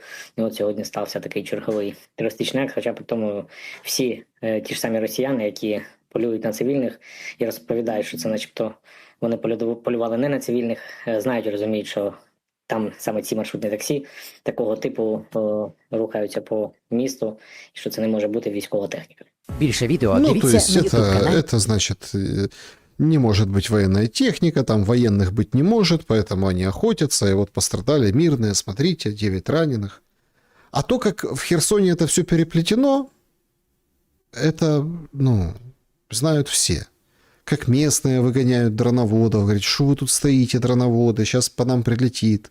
Это ведь тоже знают все. Насколько цинично все, насколько цинично врут, перевирают ложь, тоже знают все. Вот, пожалуйста. Суспильно есть такое. Передают сегодня, что в середине тела украинского военного, которое передали с российской стороны, нашли гранату. В Черновцах во время медэкспертизы нашли. Раньше эти предметы в таких случаях находили в карманах или как бы рядом с телами, но впервые гранату нашли непосредственно внутри тела. Она залетела через живот, прошла сквозь тело, но не взорвалась. Осталась под правым бедром. После боеприпаса, когда нашли, собственно, весь морг эвакуировали, ну а на место вызвали пиротехников. Интересно, что я даже уверен, и, ну, тут максимально, да, то есть если так взвешенно посмотреть, это представляете, какая война?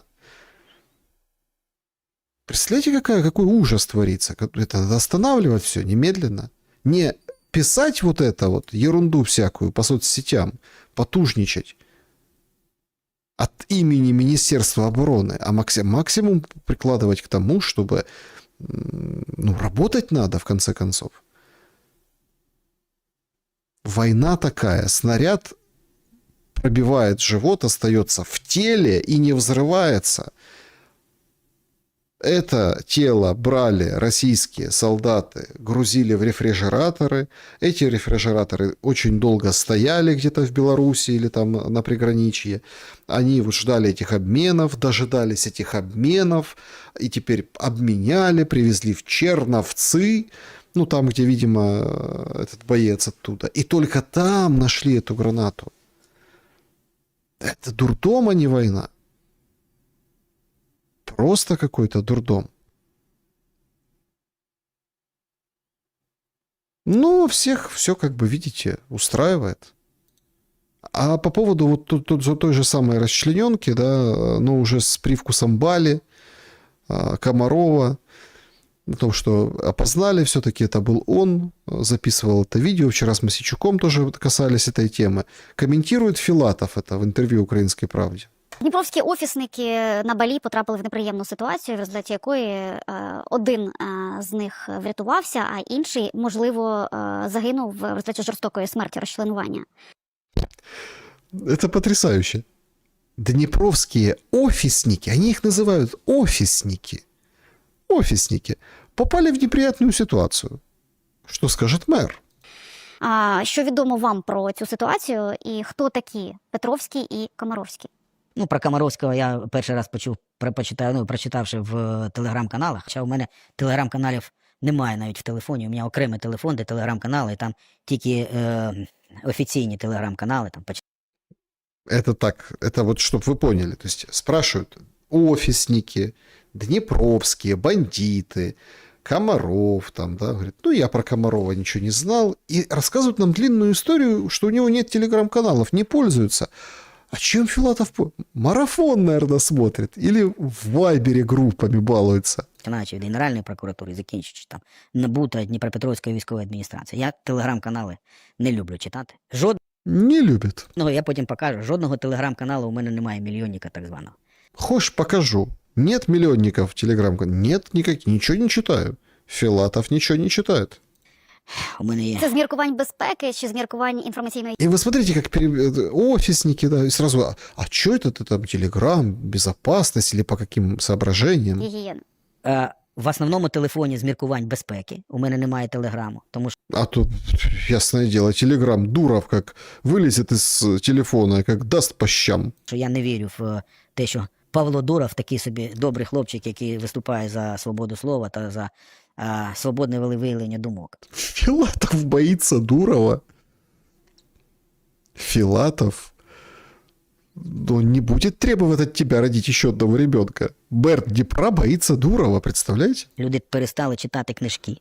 Вони всі... То есть, смотрите, это потрясающее интервью. Значит, офисник, расчлененка, Бали, телеграм-каналы, туда-сюда, говорит, люди перестали читать и лазать в окна к любимым женщинам. Пропал дух авантюризма с этими телеграммами и Дуровым. І пішли в соцмережі, і ми на ментальному рівні, я маю на увазі людства, повертаємося в... Людство, человечество. Представляете, как повезло «Украинской правде»? Пришли к мыслителю, который за человечество думает. Ще в епоху до Гутенберга. Тобто ми повертаємося в... Гутенберг... Нічого собі. Ну, так...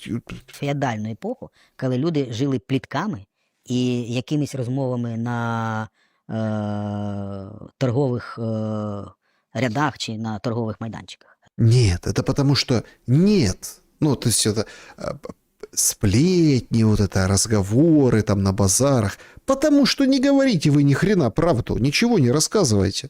Розумієте? Ну, це таке діло. Ну, дивіться, зараз кожна поважаюча себе державна інституція повинна мати телеграм-канал, де звітує перед суспільством, що вона зробила. Причому звітує, особливо це стосується правоохоронців, вони хочуть зробити публікацію швидше, аніж їх колеги. Представляете, еще эти правоохранители публикуют быстрее друг поперед друга. І цей прапор, я не знаю, перемоги підхватити і продемонструвати суспільству. Ну, то й таке. Ну так будет что-то про Бали, про Комарова, про вот это жесточайшее убийство, про информацию, которую он озвучивал, уже там избитый. Тому про Комаровського я кажу, що я перший раз почув в телеграм-каналах, я не пам'ятаю, хтось мені скинув посилання. А Петровський – це син нашого сумнозвісного кримінального авторитета. Я маю на увазі Олександра Петровського на прізвисько Нарік. А що вони робили? Де вони робили? На Балі, не на Балі. Повірте мені, немає часу їх відстежувати. Ну, Нет времени. з часів Порошенка згаданий вам Олександр Петровський став відомим меценатом і релігійним діячем, який допомагав Україні з Томосом. Він так перейшов вже у розряд полуміфологічної персони, коли навіть вони про себе пісні складали. Ми ті, хто пулі не бояться, і знають, хто і чиї права. Що-то там, бла-бла-бла, Дніпропетровська братва. В курсе, Филатов, в курсе про Днепропетровскую. Ну, смотрите, на самом деле, ну как, тему подняли шикарную. И про братву Днепропетровскую. Ну, тоже шикарная тема. И Филатову есть что рассказать по этой теме. И, конечно же, по поводу вот этого резонанснейшего эпизода. И как он ответил на этот вопрос? Никак. Никак. Начал чухать про Гутенберга, про книжки, про... Вот. Про человечество. Понимаете? Ну, вопрос прозвучал, задали. Ответ какой-то был. Все. Жрите силос, аудитория. Жрите силос. Вот так это все и будет. И так это и работает. Буданов сегодня вообще нарыл вот эту вот японочку. Японочку нарыл Буданов. Зачем? Чтоб поблагодарить. Украину слышат и поддерживают во всем мире. Часто там, где даже неожиданно. Значит, перед серьезным боем за чемпионский пояс по версии OPBF японская боксерка Нанае Ямака вышла на церемонию взвешивания с украинской символикой. Сине-желтые колоски из сердца в форме. Это открытый жест солидарности, который видят миллионы людей в Азиатско-Тихоокеанском регионе, во всем мире, заявил Буданов. И поблагодарил за позицию. Мне нравится формулировка. За четкую позицию.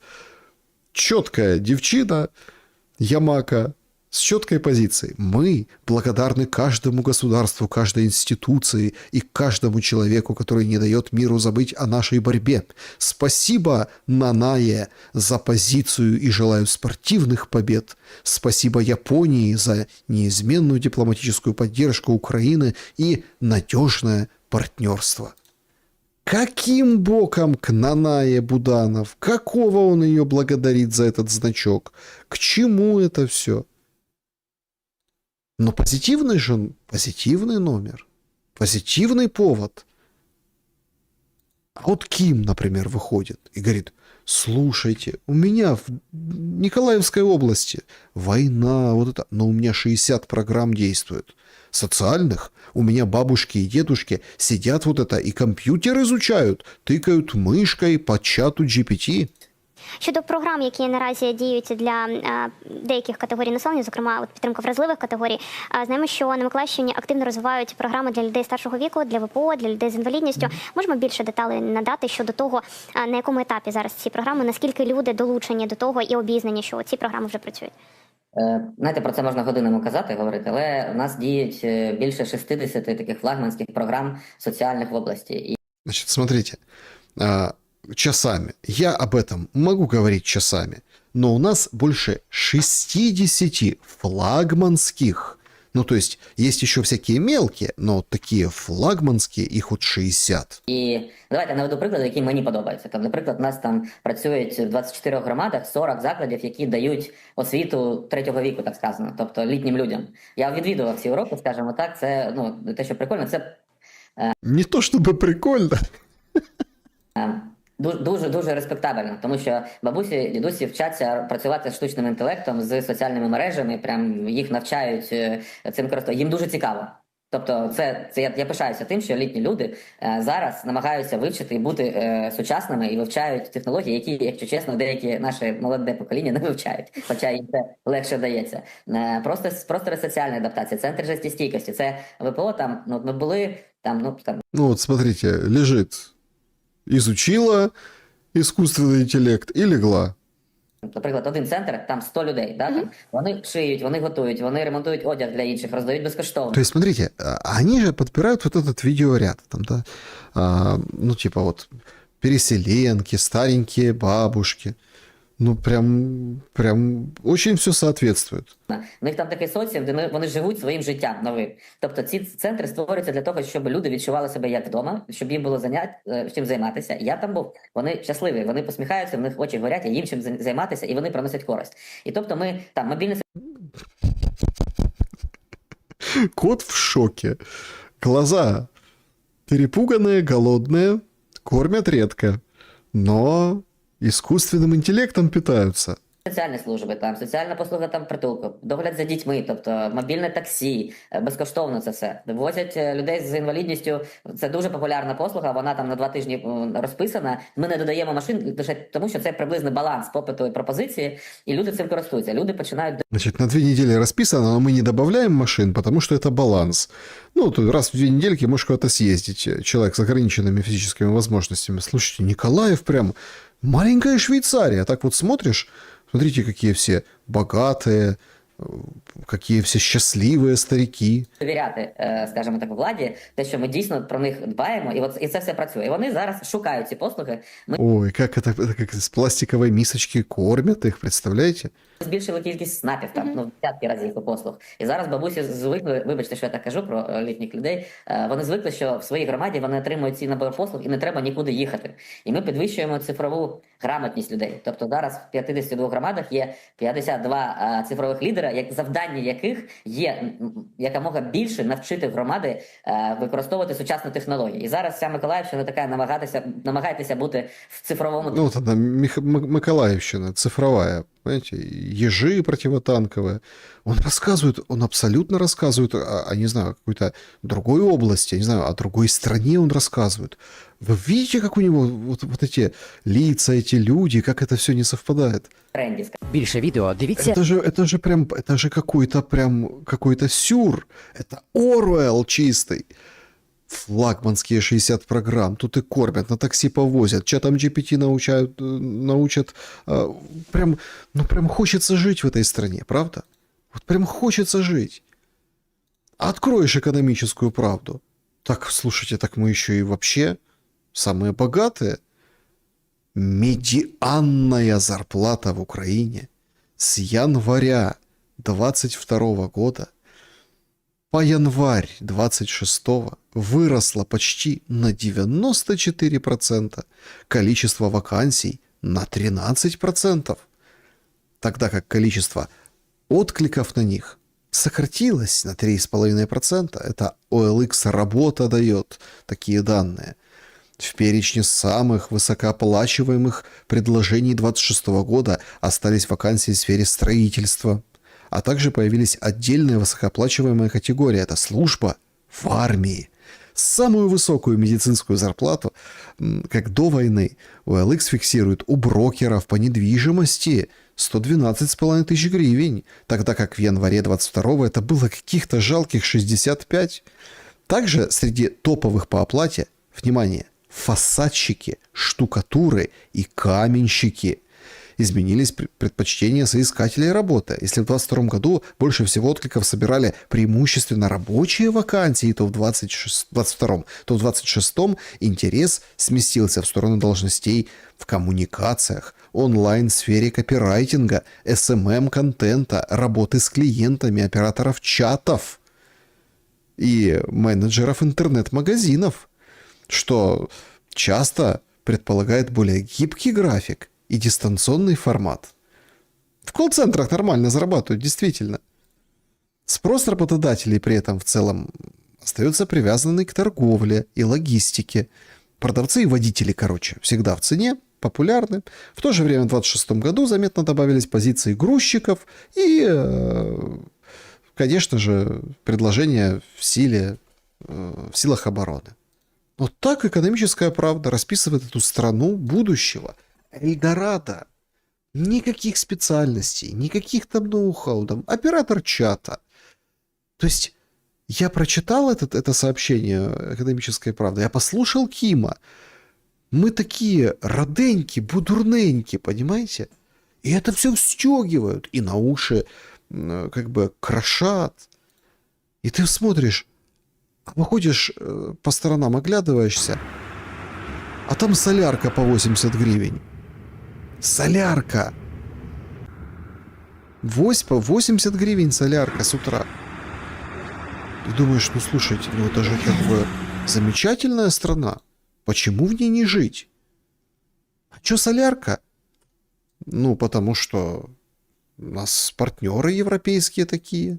Вот вышел еврокомиссар по энергетике Дан Йоргенсен на фоне того обсуждаемого выше топливного кризиса. Говорит, нет, мы не будем ничего смягчать, никаких вот этих санкций против России. Ми абсолютно не хочемо російської енергії. Росія веде жахливу війну проти наших друзів в Україні, і ми не хочемо опосередковано фінансувати цю війну, купуючи російську енергію. Росія використала енергію як зброю проти нас. Росія шантажувала країни Євросоюзу, використовуючи енергію. Тож ми сказали цьому ні, і це позиція, якої ми дотримуємося. Вот так вот. И мы сказали там нет. Никакого смягчения санкций. Комментарий Евроньюз. На тебе. На тебе. А тут вообще шок. Венгры приехали на дружбу посмотреть. Записали видео. Мы, венгры, приехали, смотрим на дружбу. Все хорошо. Будем изучать. Можно или нельзя. А украинская сторона говорит, а мы никого не ждали. Вы как зашли? Цирк просто. Лютый цирк. Ну а кто может прокомментировать лучше больше лютого цирка, как не Кулеба? Тот говорит вообще, что с Орбаном война. До 12 квітня 2026 року фронт палатиме. Чому? Тому що саме в цей день відбудуться довгоочікувані парламентські вибори в Угорщині. Друге. Орбан наразі програє. Ну, за різними опитуваннями від 8 до 10% він відстає від свого конкурента партії Мадяра. Третє. У Орбана загроза втратити владу вперше за 16 років. Це як Путін практично, розумієте? Почти как Путин. Орбан как Путин. І для нього це боротьба не на життя, а на смерть. В буквальному сенсі. Бо коли прийде Мадяр до влади, що... Ой, а что тогда будет? А он про какого Мадяра говорит? Про того оппозиционного политика или про того, что тогда дружбу бьет дронами? Почнеться розкручування всіх схем Орбана. О, схемы Орбана, ёлки-палки, слушайте, за 16 лет. Кулеба, а ну-ка расскажи нам, о каких схемах ты говоришь? То есть у Орбана есть какие-то схемы, его наличка, наверное, бродит по соседним странам с заездом в другие, не соседние страны. Корупційних схем, зв'язків з Росією, багато чого іншого. І вони це, пацан Орбан і його хлопці, вони все це розуміють. Що це не просто вони втратили владу. Орбан и его хлопцы, они тогда, когда Мадяр выиграет, они все поймут. Вони втратять зрештою все. Бо нова угорська влада почне демонтаж системи, яку вибудував Орбан. Демонтаж такий, щоб Орбан ніколи не міг повернутися до влади. Смотрите, вот сейчас он говорит про Орбана и Мадяра, а вы представьте там, например, Зеленского, ну и кого хотите, второго, да? Ой, как интересно тогда получается. Кулебушка, продолжай. Тому ще раз підкреслю, це війна Орбана не на життя, а на смерть в буквальному політичному сенсі. То есть это Орбан с нами воюет, потому что он чует край, чует конец. Ну, вы видите эту логику? Это может как-то так вот, это где-то они там распыляют что-то. Иран лупит как не в себя. Почему? Хочет отстреляться, пока не уничтожили. Орбан чует конец и атакует Украину. Да, войну объявил нам. Он нам сегодня записал видео тоже о том, что жене типа звонит или говорит, вот, мне тут Зеленский угрожает. Так а Зеленский что, не угрожал? Або він, або його. Жодного співіснування. Відповідно, Орбану сьогодні чим гірше в стосунках з Україною, тим краще. Чим гірше в стосунках з Європейським Союзом, тим краще. Прикиньте, вот это логика. І бо це його стратегія. Він всі вибори будує на тому, що він воює з двома ворогами. Злобними єврокомісарами і злобними українцями. А його ставка, його обіцянка угорському народу – це безпека, яку він досягне. Безпека і процвітання, яких він досягне за рахунок дружніх стосунків з Трампом і, вгадайте ким, правильно, з Путіним. Ну, нормальный план. Ни Трамп, ни Путин на тебя нападать не будет. Убивать никого не собирается. Ну, то есть нормальный же план. Ну, то есть, представляете, безопасность за счет дружественных отношений. Хто б мог подумати? Ось і вся система, ось і вся ситуація. Ось це те, що пропонує Орбан. Відповідно, він нас мочив, мочить і буде мочити. Значить, лунає критика, що Україна занадто радикально провокує Орбана. Дивіться, в моменті, провокуй Орбана, не провокуй, він до нас кращим не буде. Провокуй, не провокуй, все равно получишь буй. Понимаете? Поэтому не надо ругаться на Зеленского. Все равно это же Орбан с нами воюет. Поэтому мы там провокуем, не провокуем. Да какая разница? Орбан же вот гляньте какой.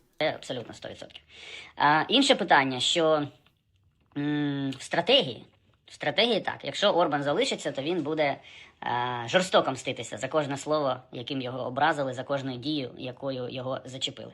Тому тут ситуація пан або пропав і для нього, і для нас, і для європейців, і, до речі, для Путіна.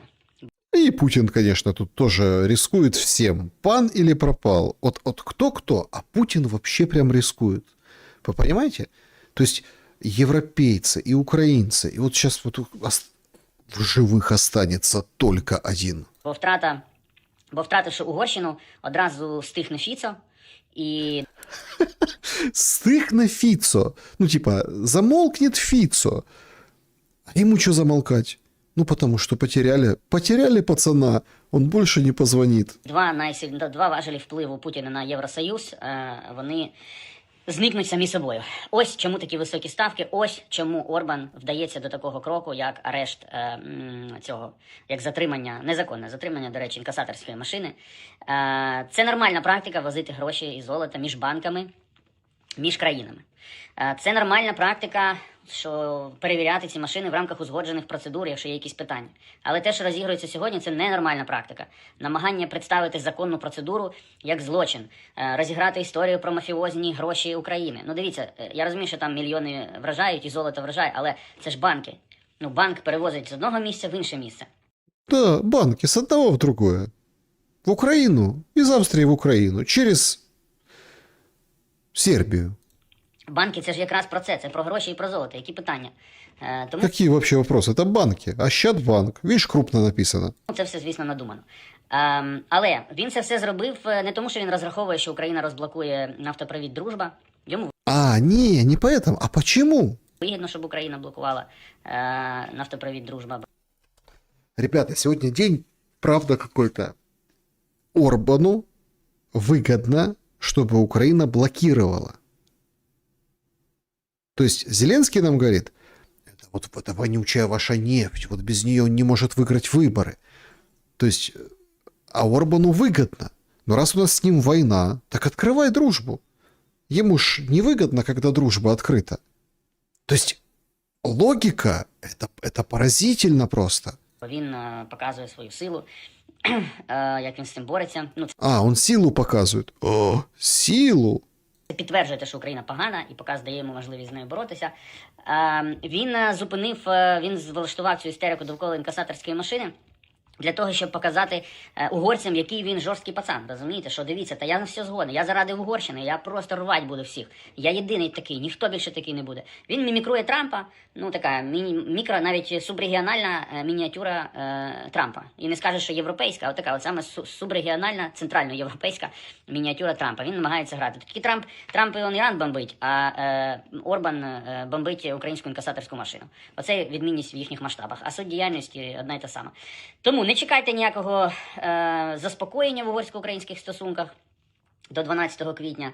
Не хвилюйтеся з приводу чергових загострень в українсько-угорських стосунках до 12 квітня. Все це підпорядковано одній логіці. Орбан має виграти вибори і ніщо його не зсуне з цього порядку денного, бо для нього це питання реально життя і смерті. Вот так вот. Жизнь и смерти. А Путин чего? Ну и Путин тоже туда. Понимаете? И вот человек с таким логическим мышлением у нас возглавлял Министерство иностранных дел. У Зеленского, кстати, недавно был относительно там должность какую-то ему сватали. Контрразведчика, помните? Контрразведчик будет он. Ух! Ну, там, правда, не срослось, но посмотрим. Может, где-то еще и выйдет. Вот он, он, Климкина еще к себе Зеленский звал. Представляете? Я с такой логикой вообще ничему не удивляюсь. Вот есть такой соросенок, голосенок, Железняк. Правдоруб, инсайдер. Он в РБК Украина выдает лютые какие-то вещи. Подтвердил, вот тоже заголовок, нардеп подтвердил, что Миндичгейт ударил по позициям Украины в переговорах с партнерами. Раздувание медиаскандала вокруг так называемого Миндичгейта ослабило переговорные позиции на международной арене. По его словам, Железняка, информационный шум вокруг этой истории ударил по репутации страны именно в момент сложных переговоров с партнерами. Скандал стал дополнительным аргументом для тех, кто пытается давить на Украину. Из-за этого, по словам Железняка, украинская сторона согласилась на ряд условий, которые были зафиксированы в соглашениях между поставщиком услуг и пользователем об уровне услуг, после чего изменить позицию уже было практически невозможно. Представляете? То есть это мы что сдаем сейчас все? Чего у нас переговоры не клеются? Это Миндичгейт какие-то злые люди раздували. Вот не раздували б Миндичгейт, тихонечко б сидели все, не обсуждали б, ничего б не было. У нас бы, была бы какая сильная позиция. Орбан у него на грани жизни и смерти. Ему не нужна это, ему Украину надо погнобить, этому Орбану, чтобы очки, там, пацаном крутым казаться. А дружба ему там 300 лет это нужна. Это как повод. Как повод. С такой уровнем экспертизы, с такими... Это просто что-то несусветное. Вообще, что это вы тут с этим Миндичем заладили? Мне вообще наши внешнеполитические, аналитические выкладки напоминают вообще какой-то сюр. Это вот как случай в России с перепродажей машины. Человек из Рублевки Шкоду продавал. Доверитель купил автомобиль Шкода Кодиак у женщины, которая прожила в районе так называемой Рублевки. После подписания договора купли-продажи и оплаты автомобиля в ходе его транспортировки автомобиль был у него отобран прямо с эвакуатора человеком, который представился сыном продавца, после чего автомобиль был увезен в неизвестном направлении. То есть на Рублевке человек купил машину, на эвакуатор поместил, деньги отдал, все нормально. Потом пришел сын, сказал, не отдам ни денег, ни машины. От сотрудников полиции в дальнейшем мы узнали, что покупатель после продажи автомобиля перевел деньги мошенникам по схеме так называемой Долиной. Схема Долиной! По данному факту возбуждено уголовное дело по части 4 статьи 159. В настоящее время как деньги, так и автомобиль находятся у продавца. Однако по какой причине так сложилось, сотрудники полиции пояснить нам так и не смогли. В настоящее время им подан иск в суд об истребовании автомобиля из чужого незаконного владения, а также о признании его добросовестным приобретателем. То есть, понимаете, у нас вообще по схеме Долиной, наверное, попадают на эту всю должность. По схеме Долиной. Просто какой-то идиотизм везде. Как они там оказываются с такими познаниями, с таким визией, и они это выдают как, нечто, какой-то такой лютый инсайт, как большие специалисты, люди же с министерскими должностями. А их спутницы тоже в прошлом, мужчина-заменителями Греция, помните, предлагали? Все высокого полета элиты, высочайшего полета. Слушайте, нас, наверное, какие-то мошенники украинцев разыгрывают между собой. Какие-то мошенники. Дружба не нужна на фоне вот этого кризиса топливного, роста цен и всего прочего. А ему... То есть, смотрите, он поехал в Москву, а это же репутационно, но тем не менее, Сиярта поехал в Москву. Приехал, значит, договорился, что цена будет такая же. Конечно, не надо открывать, не нужна ему по той же старой цене нефть Орбану. Придумали тоже. Это он Украине просто хочет насолить и за счет Украины выборы выиграть. Просто какой-то сюр. Но есть и то, что порадовало. Сегодня это массовый флешмоб ответов разного рода пользователей соцсетей со скринами Гороховскому. Закрыл счет в Монобанке. Значит, по ним это не ударит, но я перед собой честен, пишет пользователь. Сам факт, что SEO может слить данные клиентки и натравить на нее людей, это дно. И по-настоящему пугает то, как общество это поддержало. Эмпатия тупо отмерла. Люди готовы разорвать любого по команде ФАС. Пока Монобанк в PDF закрытие, так сказать, счета. Посоветуйте, пожалуйста, какой-нибудь продуманный онлайн-банкинг на замену Моно. У меня там старый 3 банка, OTP, Укрсиб, Идея-банк. Стоит кому-то вообще из них соваться? Не поддержала. Сейчас все массово закрывают моно. Я тоже в процессе закрытия счета и карточки. Другой говорит, +1. Пока что закрыл все, кроме счетов ФОП и черной. Завтра поменяю реквизиты в договоре, тоже закрою. Ну вот, пожалуйста, скрины, закрыл счет. То же самое, вечером черную закрою. Надо пару копеек докинуть, чтобы минус закрыть. Ну, это кредитки имеется в виду, вот эти черные. Комбо! То есть закрыл человек, все. Закрывают. Закрывают и правильно делают. Правильно. Потому что, ну, хоть в чем-то, хоть что-то их объединило. Сербский флаг их объединил. Ну, славянский, точнее. Сербский объединил Миндичей и верхушку, куда они везли деньги. А славянский флаг объединил, получается, вот этих украинцев, которые наконец-то хоть что-то смогли сказать. Хоть в сторону просто элементарного слива данных, травли этой. Поможет? Думаю, нет. Но хоть какой-то пример, хоть чего-то хорошего. Но я не видел, кстати, в средствах массовой информации, мы же в прямом эфире, что Гороховский извинился или сказал, давайте, девочки, поможем, кину денежек ей на счет. Ну, правильно, это же не Молстрой какой-нибудь или какой-нибудь там благодетель из Ютуба и соцсетей. Это исключительно падла, которая просто обычного человека выставляет дерьмом, ни за что не разобравшись. Ну, еще одна новость сегодняшнего дня. Сегодня сообщили, что детей в обязательном порядке с детского сада будут учить английскому языку. Победа! Ну и деньги я тоже предлагаю.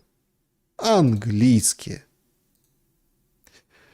Вместо исторических личностей, включая знаменитого Черчилля, с которым сравнивали Зеленского, там Джейна Остина, художника Тернера, дешифровщика Второй мировой войны Алана Тьюринга. На банкнотах теперь будут печатать ежей, барсуков и других животных, которые обитают в Великобритании. За животных проголосовало просто большинство опрошенных, поэтому это все будет не сразу, там, с годами, постепенно. Но Черчилля даже на деньгах не будет. Скандал на самом деле жуткий. Уже и Британия отказывается от своей истории, своих исторических личностей. Почему?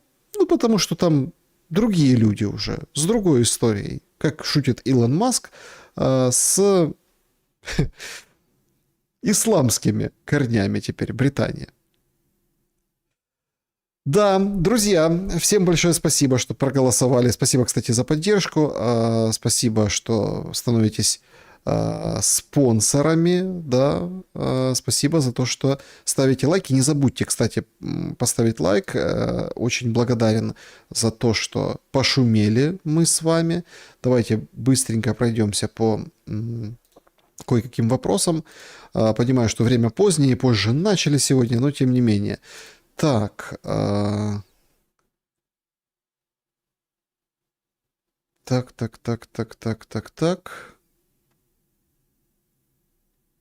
О, Господи, о, даете, слушайте. Ой.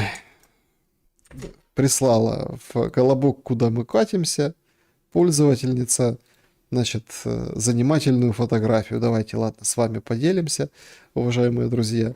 Значит, пишет: уважаемый Александр, с небольшим опозданием хотелось бы прислать вам эти фотографии как доказательство того, что все будет Украина. Я недавно была в штате Техас, Сан-Антонио, и вот, пожалуйста. Так что в Киеве улица Маккейна, а здесь, вот видите, это все, конечно, шутка. Мне просто хочется, чтобы мы немного улыбнулись. Все сегодня как-то не весело. Спасибо большое, что вы шумите, что мы все с вами. Ну, насчет шутки, то шутка, как говорится, Да, вот. Шутка удалась. Безусловно, удалась. Спасибо, Оксана, за то, что отправили это в колобок, куда мы катимся. Техас катится туда же. Проезд Бандеры. Оценили шутку или нет, друзья? Ну, это дело такое. Так, кто потеряет больше в Иране? 15% Украина, 21% Иран, 23% Израиль, 41% США. Конечно, репутационно, конечно, статусно, конечно, по всем другим фронтам. Потеряет больше конкретно США.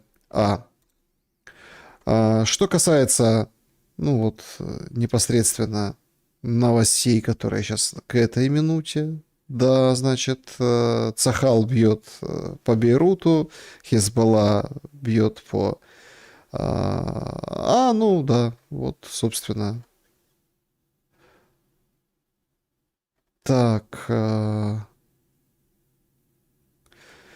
Иран, говорит, значит, погибли свыше 1348 гражданских, и более 17 тысяч человек получили ранения. Да, давайте вот так. Вот, пожалуйста, очередной танкер ночью атакован Ираном в Персидском заливе. Нефть точно будет по 200. Ну, вот, судя по всему, вот есть такой вопрос. Так, Александр, а за что вы иноагент в России? Ровно за то же, что и под санкциями в Украине.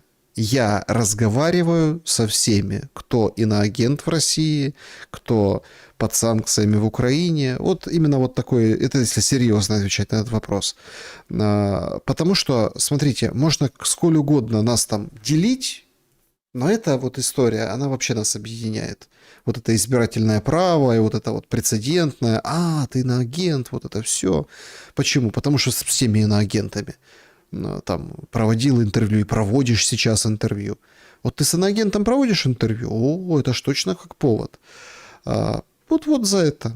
А почему? С подсанкционными общаешься, все, санкции на тебя. Это так работает, понимаете? Это вот так устроено. Это вот если так вот очень лаконично и серьезно. Вы разве гражданин России? Нет. Почитайте внимательно тот же Роскомнадзор. Там могут все граждане, всех, вне зависимости от гражданства, принадлежности, всем можно влепить иноагента. Всем. Ну, четко есть выписано это все в законодательстве. Я даже сам перепроверял, думаю, подожди, а с каких делов? Нет, любой, кого угодно. Ну, или кто-то там как бы специально это все дело подошлет, или там найдет, стуканет. Так, вы еще в 2-3 недели верите? Ирана? Нет. Украины? Хочу надеяться, но... Так, иноагент по принципу финансирования, а не по тематике. Смотрите, принципы финансирования, ну тут же как это объяснили, там YouTube, да, значит, иноагент, у многих так. Но мое финансирование, как не гражданина России, Россию вообще не касается. Никаким боком. Но они вот берут на себя вот это право. Так, ты меня из-за Семченко игноришь. Не понимаю, напишите, что вы имеете в виду. Еще раз. Семченко игноришь, меня какой-то пользователь пишет. Так, светите, грейте людей, добротом, светом почаще. Спасибо вам большое. Вокруг шум, пусть так не кипишу, все ништяк, это да. У нас Собчак беседует с иноагентами. Ну да, есть такое. Значит... Александр, где Степан Димура? Развивает свой канал. Ну, как бы занимается собой. Смотрите, вот это все там пишут всякую ерунду. Каналы, ютубы, поссорились, там еще что-то. Нет этого всего, нет. Просто взяли, творческую паузу. Причем все очень необъективно. Тем более это так вот совпало с замечательной кампанией против меня среди какого-то непонятного количества. Мне честно признаюсь, без обид, я не говорю хорошие, плохие, малоизвестные лично для меня люди, которые там что-то в мой адрес открывали рот. Я даже отвечать на это не хочу, потому что я не знаю, кто это. Но это было какое-то там, ну, не то что массовое, но какая-то вот такая череда, да, какую-то там недельку, вот это полторы, с видимым, ну, как бы, рукой какого-то заказа. Почему? Потому что я, если там иноагент мне вменяют, я 3 года иноагент. 3, понимаете? А тут это надо было сейчас вот вспомнить. И все об этом знали. Но вот это надо как бы раздмухать, так сказать, раздуть этот пожар. И кто-то это делает именно сейчас. Не понимаю, почему, в чем задача. Может, кто-то знает что-то больше, но я этих людей многих не знаю, не в курсе.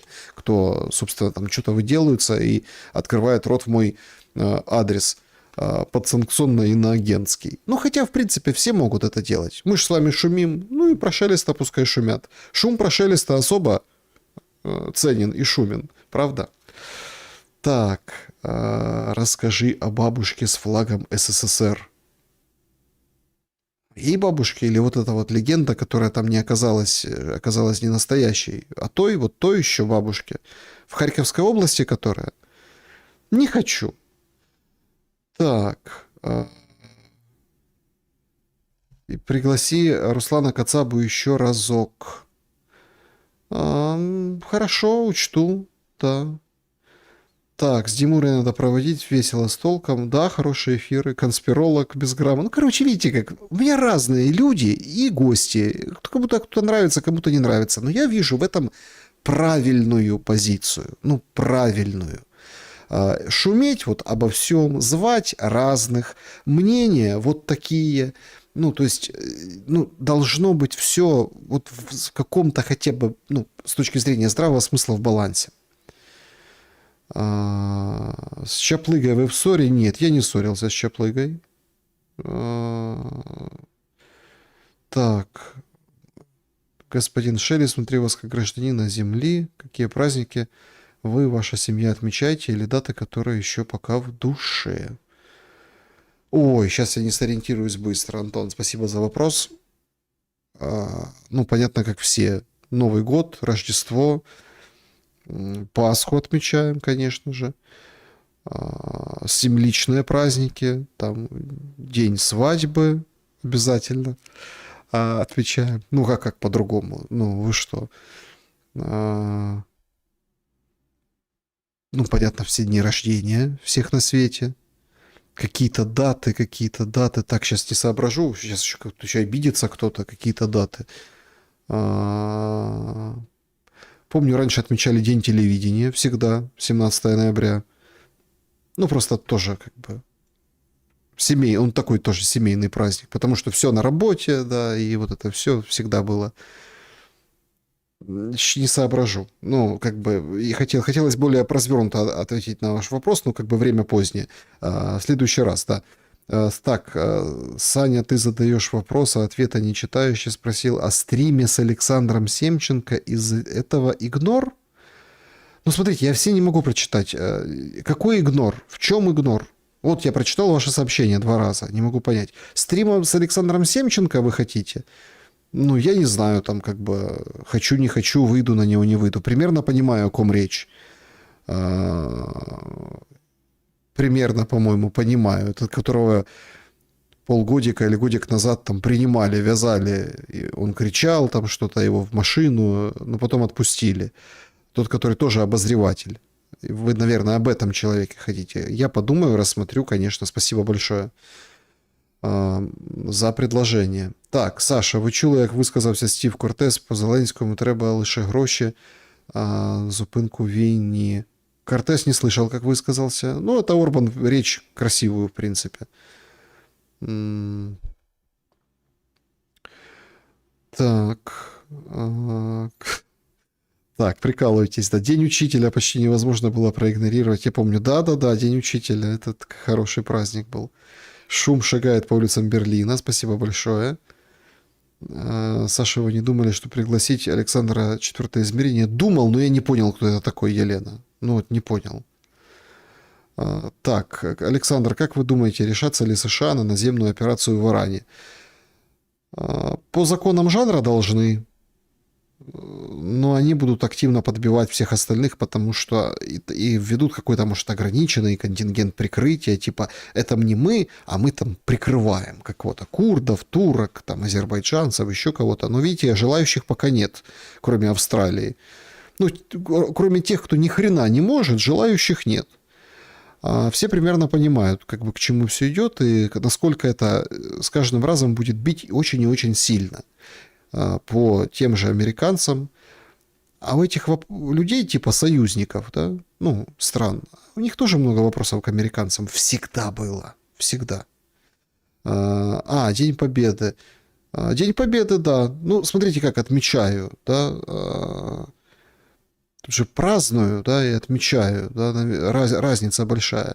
В плане того, что прям праздную, там, столы уже, вот это все не с кем. Ну, не с кем.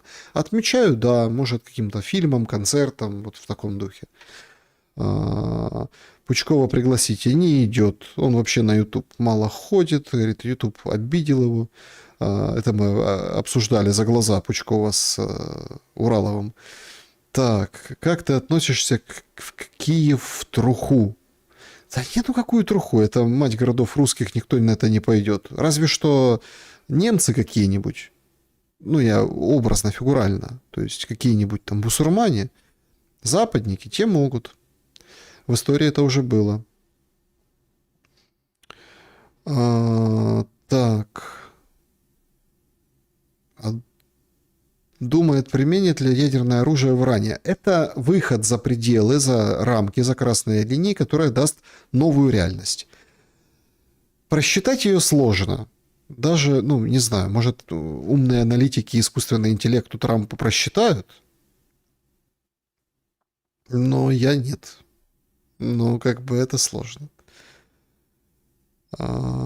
Так. Так, здоровье. Санечек. Поступали в МАУ в 2005 году в Северодонецке. Ну, как поступали, да, я подготовительно, там, юридически был у меня там желание получать образование. Да, было такое. Ну, я не поступал туда. Не поступал, я уже поступал в Луганске. Готовились. Килинкарова, когда в эфир пригласите, не знаю. Не знаю. Хотите, напишите в комментариях, что мы хотим. А так вы говорите, Макс Рудада еще придет, обещал, придет. У него проблема. Не буду говорить, ну там, в общем, ну такой неприятная по больнице, да, такая вот история. Ну, я думаю, ничего такого там нет, с кем не бывает, случайность, ужас, ну, в общем, там перелом тяжелый, больница, вот это все, он мыкается, поэтому, ну, как тяжелый, неприятный, не то, что там какой-то. Так вот случается с человеком. Ну, мы на связи были, потом он, в общем, ну, по здоровью. Поэтому здоровья давайте Максу Рудате пожелаем. Так. Хотим стрим с Панасенковым, Бабой Жопой и профессором Соловьем. Ну, Соловей пропал с радаров изначально. Ну, не знаю, были контакты, сейчас нет. Поудалял, наверное, или сменил свои контакты. Я новых не знаю. Кто такая эта баба, объясните. Панасенков нет, говорит, после войны. Ну, как Козловский расскажет, почему он уволили его. Так.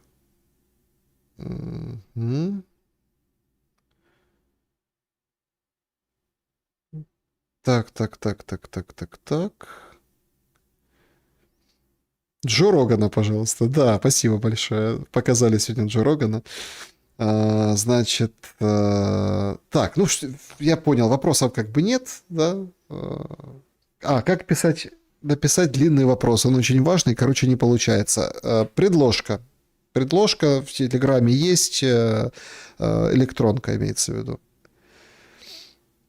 Александр, пригласите, пожалуйста, Владимира Панчака. Ребята, как бы стол заказов русского радио закончен. Александр, с Дианой Панченко, последний отвечу, и все. Смотрите, с Дианой Панченко есть условия, мы все соблюдаем. В первый день бегства Зеленского у нас стрим. Все. Это я просто напоминаю. я думаю, что понятно, что там у нее новые обстоятельства, а теперь, ну, как бы она мама, да, то есть она как бы... Но я думаю, что эти обстоятельства не помешают вот это все-таки... Мы договаривались просто до этого, да, вот, и эта договоренность в силе. До сих пор, я уверен, ничего не помешает. Первый день, ну, максимум второй. После бегства Зеленского из страны мы запишем... Вопросы есть. Homeland посмотрел? Нет, не посмотрел. Так, давай больше про Израиль, про сатанистов, коалицию Эпштейна, планы, тактику Китая. Так, спасибо большое за сегодняшний. Когда откроют границы? Ну, смотря как поменяется власть. Вы понимаете, что власть может поменяться так, что границы откроются, потому что с них сбегут с границ. Может и так поменяться власть. Вообще все может. Вот сегодня тоже так краешком касались этого момента. Смотрите, Трамп уничтожает Хаменеи. Расчет на что? На дезорганизацию, что придут какие-то новые, бунтовщики какие-то будут, и они сменят. Не получилось. Я задавал вопрос, а если Нетаньяху, ну вот эта вся история, что Скотт Риттер рассказывал, там вот это все, типа правда, его нет с нами уже Нетаньяху. Сохранит управляемость Израиль под обстрелами Ирана? Да, ну, наверное, какую-то сохранит, какое-то время тоже. Но все может произойти вообще внезапно. Вообще и абсолютно внезапно. Под таким гнетом обстоятельств. Под таким, вот этим как Железняк, который все раздувает, как бы, да, вот эти депутаты рассказывают о том, что давайте там инсайды вам, инсайды, а сам говорит, раздувайте вот это скандал Миндича. Да, нормально. То есть они знают, что вот появятся пленки, появится протест. А тут во время, вот сопоставьте просто, судьба Хаминеи может настигнуть во время какого-то такого протеста. Протестного движения. На фоне того, как обдирали украинский народ, воровали не в себя, хотя ни для кого это не будет новостью, но побудит противостоять конкретный, ну, высказывания, короче, пленки.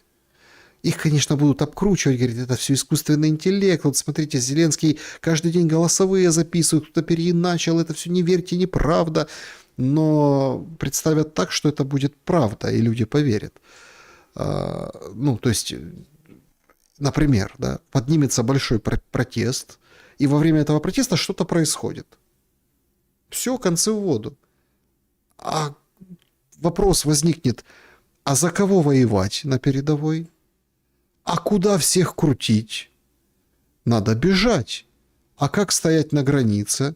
Надо валить быстрее, потому что придут и за пограничниками, которые тоже сколько людей обидели. Ну и вот это вот все, этот как бы взорвется. Ну, кто-то говорит там про 2 Украины, кто-то про 3 Украины, которые будут там отделяться, отпочковываться. Вот эти все замечательные маленькие Швейцарии Кима, воюющие Николаевской области, где там 60 флагманских программ, бабушки с искусственным интеллектом на «ты», им так нравится, обучаются. Вообще, это вот все перечислил. Где мойки, понимаете? Где мойки бюджетных денег? Или донорских и бюджетных, или гуманитарных. Это он все, он так рассказывает, конечно, у нас там такие программы. Народ прям цветет. Посмотришь на Николаевскую область, прям переехать туда хочется. Из Лос-Анджелеса, где бензин самый дешевый покупают. Друзья, спасибо всем большое. Важное объявление в самом финале, как говорится, ну, как бы для протокола, да, чтобы не было как в прошлый раз. Завтра, не знаю, там эфирчик, 2, какое-то интервью сделаем. А потом ориентировочно до вторника придется пропасть с эфира, со связи. Телеграм, милости просим. Новых видео, ну вот завтра, может, там 1 будет или 2, но новых видео пока будут на паузе. Предупреждаю сразу, что это не по каким-то неприятным, а по приятным, так сказать, обстоятельствам.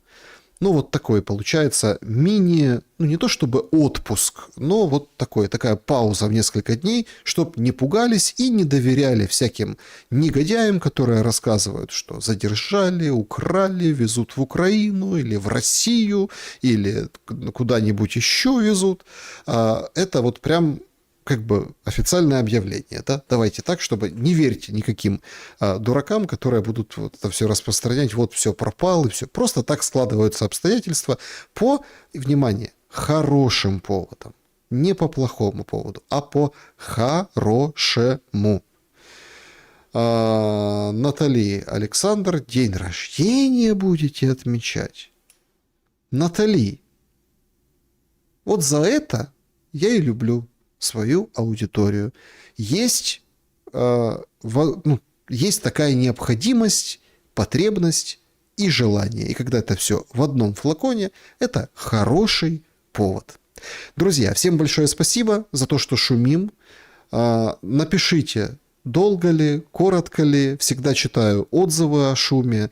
Ничего не удаляю. Все принимаю и очень благодарю за сегодняшний, в том числе сегодняшнее общение. Добра и света. Увидимся.